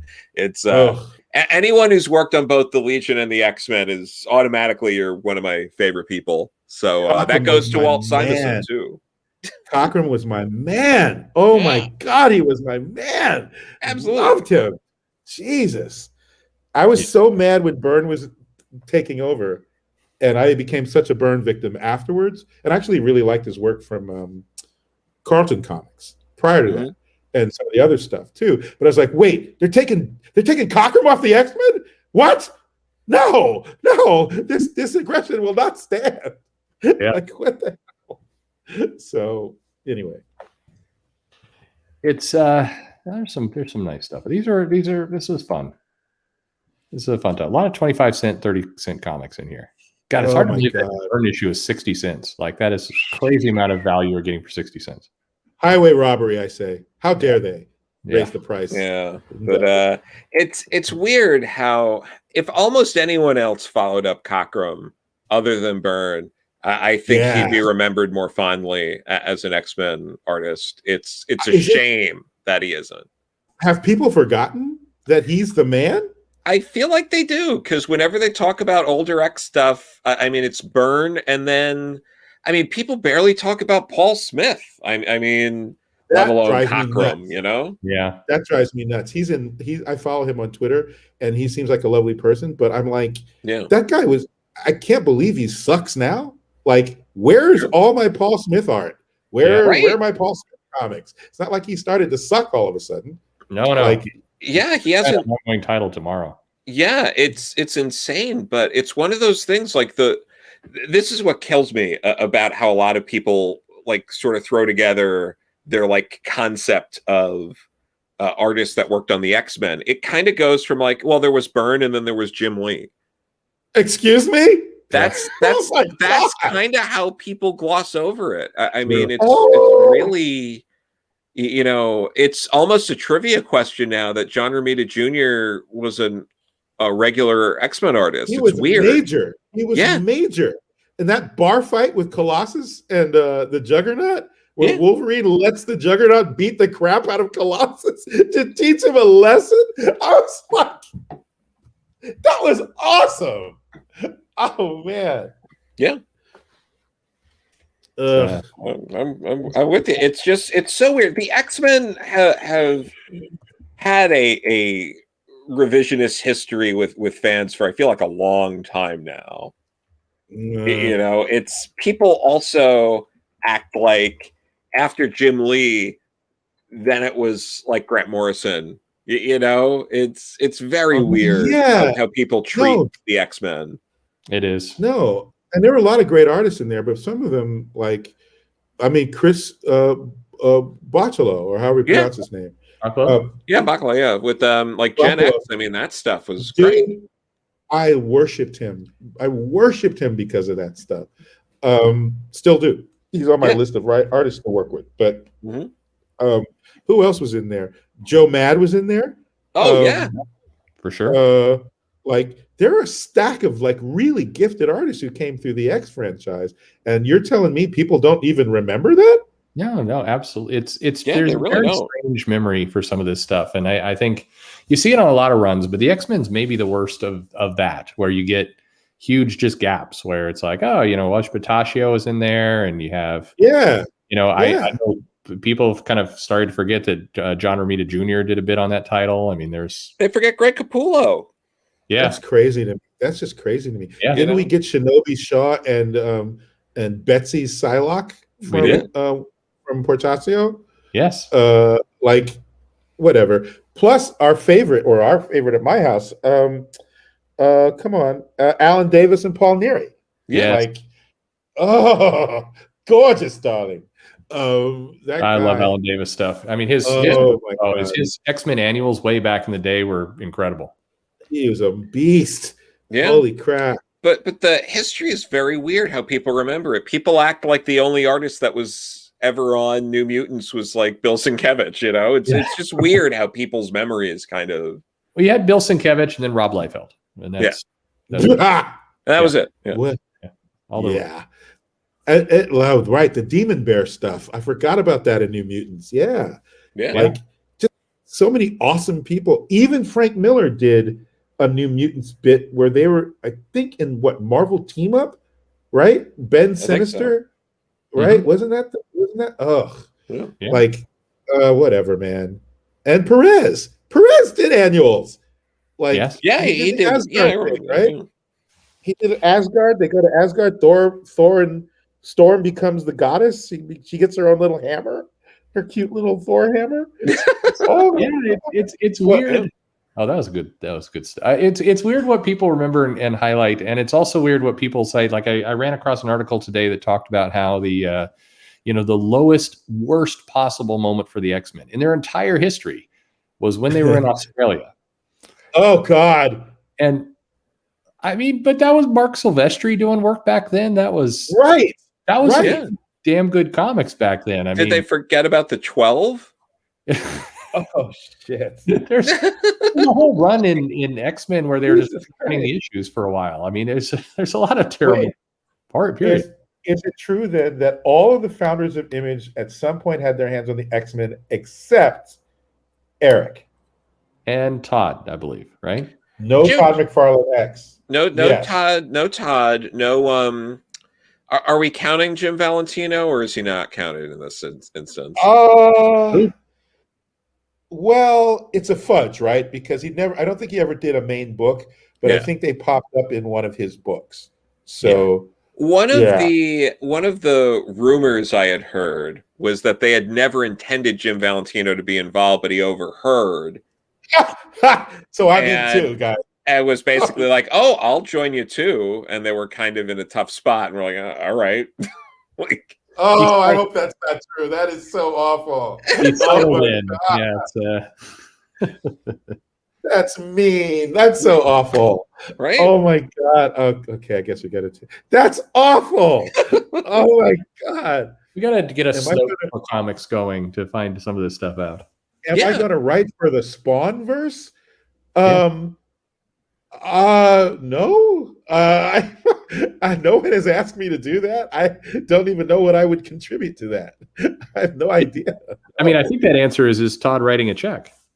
Yeah, I don't know what I could contribute to Spawn, to be honest with you. As far as I know about the Spawn universe is Spawn. Like I haven't read a Spawn book in decades now. Yeah. Like I haven't even thought about Spawn. Yeah. So nothing against people. I love the Super Nintendo game. What? I played the Spawn Super Nintendo game a bunch. I didn't know there was. I didn't know that existed. Yeah. What is the? To the internet, Robin. It's like a beat 'em up game where you just spawn and you're just walking around punching people for a while. Okay. That's the game. It's I mean, there was a Bucky O'Hare beat 'em up game too. That was fun. Bucky O'Hare. Jesus, you pulled that out of your ass. Holy crap. Bucky, Captain Bucky O'Hare, humans and aliens and toads beware. I mean, come on. I love this stuff. Holy crap. I am literally looking at this game. It is such a generic game that it just happens to have Spawn in it. It's like, what is it? Commando, only it's Spawn instead of Commando. Like, what the hell? They made this? What the hell? I mean, you're summing up a lot of games in that time. So the Maximum Carnage game, which is how I was introduced to the Maximum Carnage story as a kid, was just Streets of Rage 2. But that's they just hysterical. Yeah, that's hysterical. It's amazing. Oh my God, this is gorgeous. I'm loving this. Well, I periodically on my Twitter feed, I will occasionally, for no reason at all, put up the opening for the Wildcats cartoon. Oh yeah, just to freak people out. Oh, I love Wildcats. Oh my God. You know what else is great? The the Ultra Force cartoon. Oh Lord, what? No, so many bad shows. So many bad. Why wasn't Maximum Carnage 2-player? Like, that would have been a smart move, but it would have been. But I remember there were a couple of nights when I was in like elementary school where I stayed home, quote unquote sick, so I could play like Maximum Carnage on Super Nintendo.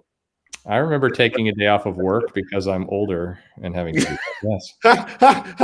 So nice that you were in school. That's fair. What was it? There was that. There was like the Conan the Barbarian cartoon was on too. I would like watch that. Christ on a crutch. Oh my God. What did I do? I was late for school in high school basically every day, every morning, because of the Star Blazers was on. Nice. And I had to watch it and then run to school. Like, otherwise I wouldn't make it. But I had to see that last image. And then in college, I was always late for my after lunch first period class in college because of Robotech. Nice. And it was literally every day. 5 minutes late every day. That's great. I wish I miss playing games. God damn it. I miss playing games sometimes, but I have the SNES Mini and the Genesis Mini, and I'll play on those. I love those games. There, I had them like hacked and added new games to them, but it's good. Do you remember that? Do you remember that Nintendo game where it was? I forget what it was called. It was like Comic Adventure or something, where you were in a comic book. Yes. And as you jump levels, you'd rip through the page to the next level. Oh yeah. It was oh God, I know exactly what you're talking about. Was it Comic Zone? I can't remember the title of it. What was it called? I think it was Comic Zone. This was like the I think the whole genesis to Comic Zone. This is like the almost whole genesis to Sean. Yeah, you are right. I just looked it up. You were right. Comic Zone on Sega Genesis. You got a mind. Good God. I have hooked up my PS5 to the internet, and that is as far as it's gone. This is But again, it's really basically just Commando with this guy running around with comic book sound effects instead of oh my god, I worship this game. Now I feel like an idiot. But I loved what was it, like 10 years or so ago? They had on a bunch of the systems. I had it for the Xbox 360 where they added a bunch of like the arcade games, like the X-Men arcade game you could download. So I had that. Okay. And that was a lot of fun. The dialogue was just awful because it was poorly translated. So, you know, Pyro would be like, you know, Pyro will burn you to toast. And, you know, what was it? It was, you had Magneto saying like, kill you, X-Men, welcome to die. And I love that game so much. I can't write a Robotech Kickstarter. You know, we could probably find a license that no one cares about. You know, it's a license that's probably easy to get. Cadillacs and Dinosaurs. Yeah, remember that cartoon? Write me yes, back. I do. Yeah. Yes, I do. That was a beautifully drawn comic. It was beautiful. It had a wonderful world building. I'm sure. Yep. Sure, we could probably get the license to Cadillacs and Dinosaurs. I'm still on my Jason the Wheeled Warriors quest. I mean, I'm not going to. Oh Christ! Don't give up on Jason the Wheeled Warriors. I will secure that license. It's the damn. The one that broke my heart was Oban Star Racers. You remember that show? Yes, Oban Star Racers. I tried to track that license down for like a year. I don't know what I was going to do with it, but I was like, I need to know who owns this just in case. And it's like it's some French company, and they're like not getting up off the rights. And I'm like, but you're not doing anything with the rights. You're doing nothing. Yeah, we've got it. We will get these, and this will be our new imprint, and we'll make comics. And this channel became a game channel. So all of a sudden, well, now but it's all retro crap. It's all retro crap. Nobody cares about. Yeah, I mean, I got into comics because of Sonic the Hedgehog. Is that true? Archie was doing Sonic comics when I was, you know, I got into comics around 1993 because, you know, I was in elementary school at the time, and I was a big fan of Sonic the Hedgehog. And a friend of mine was reading the comics, and then I was at Kmart with my mom, and it was like Sonic the Hedgehog issue 28 was out. And I remember I was like, I need to get on this. And my mom was just like, are you just going to look at the pictures? You're going to read it? I'm like, I'm going to read it. Come on. And I didn't say it like that. I was, you know, in third grade, but, you know, you get the gist of it. And, you know, your voice is a lie. You are literally young enough to be my child. And I have to go. I have to go home now. It is terrifying. You sound like you're a peer, but you're a fucking child. I'm sorry. Where I am now. The world is apart. All right, go on. I'm sorry. You just cracked me in half. It's good, but no, it's that's how I got into it, and I was then like collecting Sonic comics. You know, I was, you know, calling the shops. I was going through back issues, and you know, and then I was like slowly getting into like the other stuff, but it really wasn't until, like I was saying earlier, you know, Bendis on Ultimate Spider-Man and Brian K. Vaughan on on Runaways that I really got into Marvel, because I tried to get into it, but like the Clone Saga was going on, and I like Spider-Man. I'm like, I like this cartoon, but this means nothing to me. Yeah, what is this? Yeah, I'm like, who the fuck's Ben Reilly? You know, Doc Ock's a woman. I'm like, what the fuck is going on with this comic? All right, Perch. So let's loop this back to your areas of expertise. We'll do that, and I'll go inside and drink while I sob into the corner of the house. So. Well, you said that, but one of the things that's interesting is you say that that's the period of your life when you got sucked in, and then you graduated into sort of more mainstream Big Two comics, whatever. Yeah. But you also bumped up against the wall of the whole Spider-Verse being kind of insular. Like, how am I cracking into this? But Runaways grabbed you.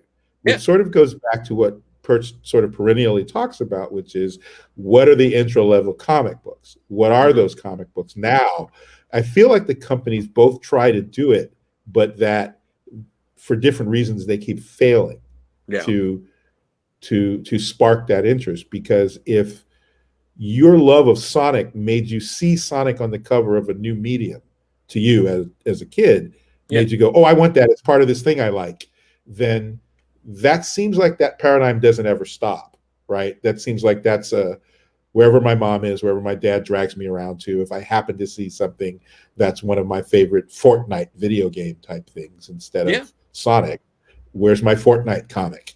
Like where I don't know if you can make Fortnite into a comic, but it seems like whenever they try to go for the so-called the youngs, that they miss like where they didn't used to. Like it's weird. Yeah. No, for sure. I mean, one of the comics recently that made me feel the same, like I was getting like nostalgic in the same way as if I was reading one of the old Sonic comics, was Super Sons.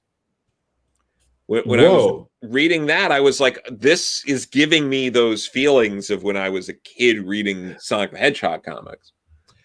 That really did it for me.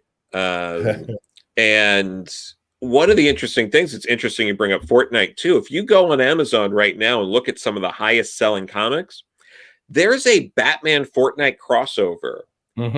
It's not even out until September. Yeah. And the pre-orders alone on Amazon are one of the highest selling DC books on Amazon right now. Yeah. Holy crap. Well, I guess I need to set my pie hole then. I guess they are doing it right. No. I get it. I mean, you know, you want them doing that with multiple books, obviously. You know, you want you want a lot of this, but like it's so interesting that like, because I get it. I laughed and thought it was a joke when they were talking about how, you know, oh, we're going to put like, you know, we're going to announce Palpatine's coming back in Star Wars and Fortnite and all this stuff. Yeah. But then it was only today that I noticed that on Amazon and I was like, oh shit. Like, I guess people really do like this Fortnite thing. I was, you know, well, people do apparently really love that Fortnite thing. But yeah, I feel like that kind of thing where Archie Comics happens to have the license for Sonic, you happen to see it at the right time in your life, but you also had to be in a venue where that could be seen. Like your mom didn't take you into a comic book shop. No, you were just out in the world somewhere. So that's a problem. I am not a Salty Lola fanboy. I don't care about any of that Space Jam nonsense. I do not care. I was never going to see Space Jam. I did not care about Space Jam 1, and I did not care about Space Jam 2. Wait a minute, you don't go to hybrid basketball movies with real humans and animation so you can be aroused by a bunny with giant... I could not tell you. Let me put it to you like this. I remember we talked about Mosaic some time ago, and all the people that were so bent out of shape that I was making this character a basketball player and that was going to be a secret identity. And the people who read it was like, he's secretly talking about LeBron James. He's secretly talking about so-and-so. I don't know two fucking things about basketball except how to play it. I don't know who the players are. I do not care about who the players are. I don't know who's in whatever playoff. I don't care about conferences. I don't care about any of that shit. I am a geek, man. I do not care about that stuff. So... no, Space Jam has zero appeal for me. I have no reason to see Space Jam. I will see Osmosis Jones 2 before I will see Space Jam 2. Oh my God. One of the good things about Space Jam is the mashup opportunities. That main song has been great for mashups. I Believe I Can Fly? There's the main Space Jam theme. Oh, I don't know that. Yeah, it's the two. There's a lot of mashups. The two I would recommend is the main Space Jam theme with Slipknot's Duality. Yeah, that's a really good mashup. And then another one is the Mountain Goats This Year Space Jam mashup. I would recommend both of those. I realize talking about Slipknot and the Mountain Goats makes me very white, but I would still recommend Not at all. Music is music, baby. Yeah, that's fair. You should have seen my feed the other night. It was like, where is Jeff getting all this country music? I put up a Clint Black song, and it looked like people were going to lose their minds. I was like, hey, it's a good song. Shut up. So, you can't do that. Yeah. No, how dare you? How dare you like Clint Black? How dare you? I don't know. Anything we're reaching the end. Was there anything? Yeah, we're all tired. So it's been a hell of a day. No, you guys are drunk. Don't pretend you're tired. You're fucking drunk. No, just a little bit. What happens next week? Anybody want to call it? Of how what is happening next week? Yeah, just where can we go from here? We had, I don't know. No clue. We talked. Yeah. I have an answer question. If they approve our Global Guardians pitch, this is from Caesar of Rome. If we get to do our preference is Vixen and the Global Guardians. That's what the pitch is. But my secret preference is, even if they don't let us have Vixen, there's a Global Guardians book to do. I would revamp I shouldn't say I would. I have already, obviously, if they go for it, it's already done. Revamp the Global Guardians. The team would be made up of some familiar faces with modifications and some brand new faces. And they would have sort of 5-issue adventures, 5-issue arc adventures, a la Mission Impossible, where they'd be given a designated task, and then how well do they perform it?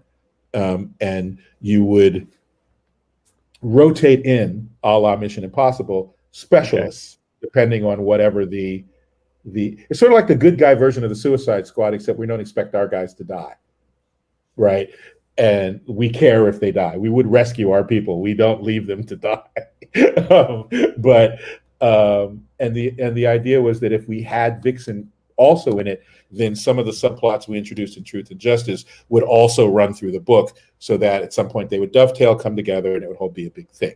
But it really, guys, I hate to keep harping on this, because as much as Chris and I want to do it, it all boils down to sales. I know that DC is interested in a Vixen stuff this year. I don't think we would have gotten approved for what we got approved for if they weren't. But the Global Guardians have been around for a while, and nobody's wanted to do anything with them except apparently me. And DC owns it. They've had it all this time. They don't need me to do it. They can just do it, and they have to want to. So, I don't know that they want to. Here's hoping. Yeah. I don't know. They're announcing lots of stuff right now, so Yeah. I would tell you, if there was any sort of movement, I would at least say there's been some movement. But neither Chris nor I has heard a peep, so I just don't know. I don't know. Well, I hope so. I would like to read it, so I hope that's and we will have to, off the air, just keep putting together our City of Bruce pitch. Dude, I'm telling you, it's almost ready to be a real pitch. It is. Like, you actually make this thing. It's insane. It's not so insane now if you add in Wesley Dodds. Like, now you can actually maybe do a version of it. Like, that's pretty hot. So anyway, everybody, thank you for coming. Jeff, thank you for spending so much time with it. It's I feel happier. I'm happy that started. That's got to be good. Oh yeah. I told you guys this offline. This is very much like what it was like for me when I first, and for decades, would come to a comic book shop and just chop it up with the fellas and a couple of ladies. And I miss it. And I'm doing this selfishly as much as I am doing it because, I think your channel is just a worthy channel, and I come and just watch it. I'm doing it because I fucking enjoy it. Like, I don't get enough of this in my life anymore. Yeah. I don't get, like, just to get to talk about comics and not have somebody pull out a freaking knife and go for my throat. That should not be a special occurrence in anyone's life. That should just be normal.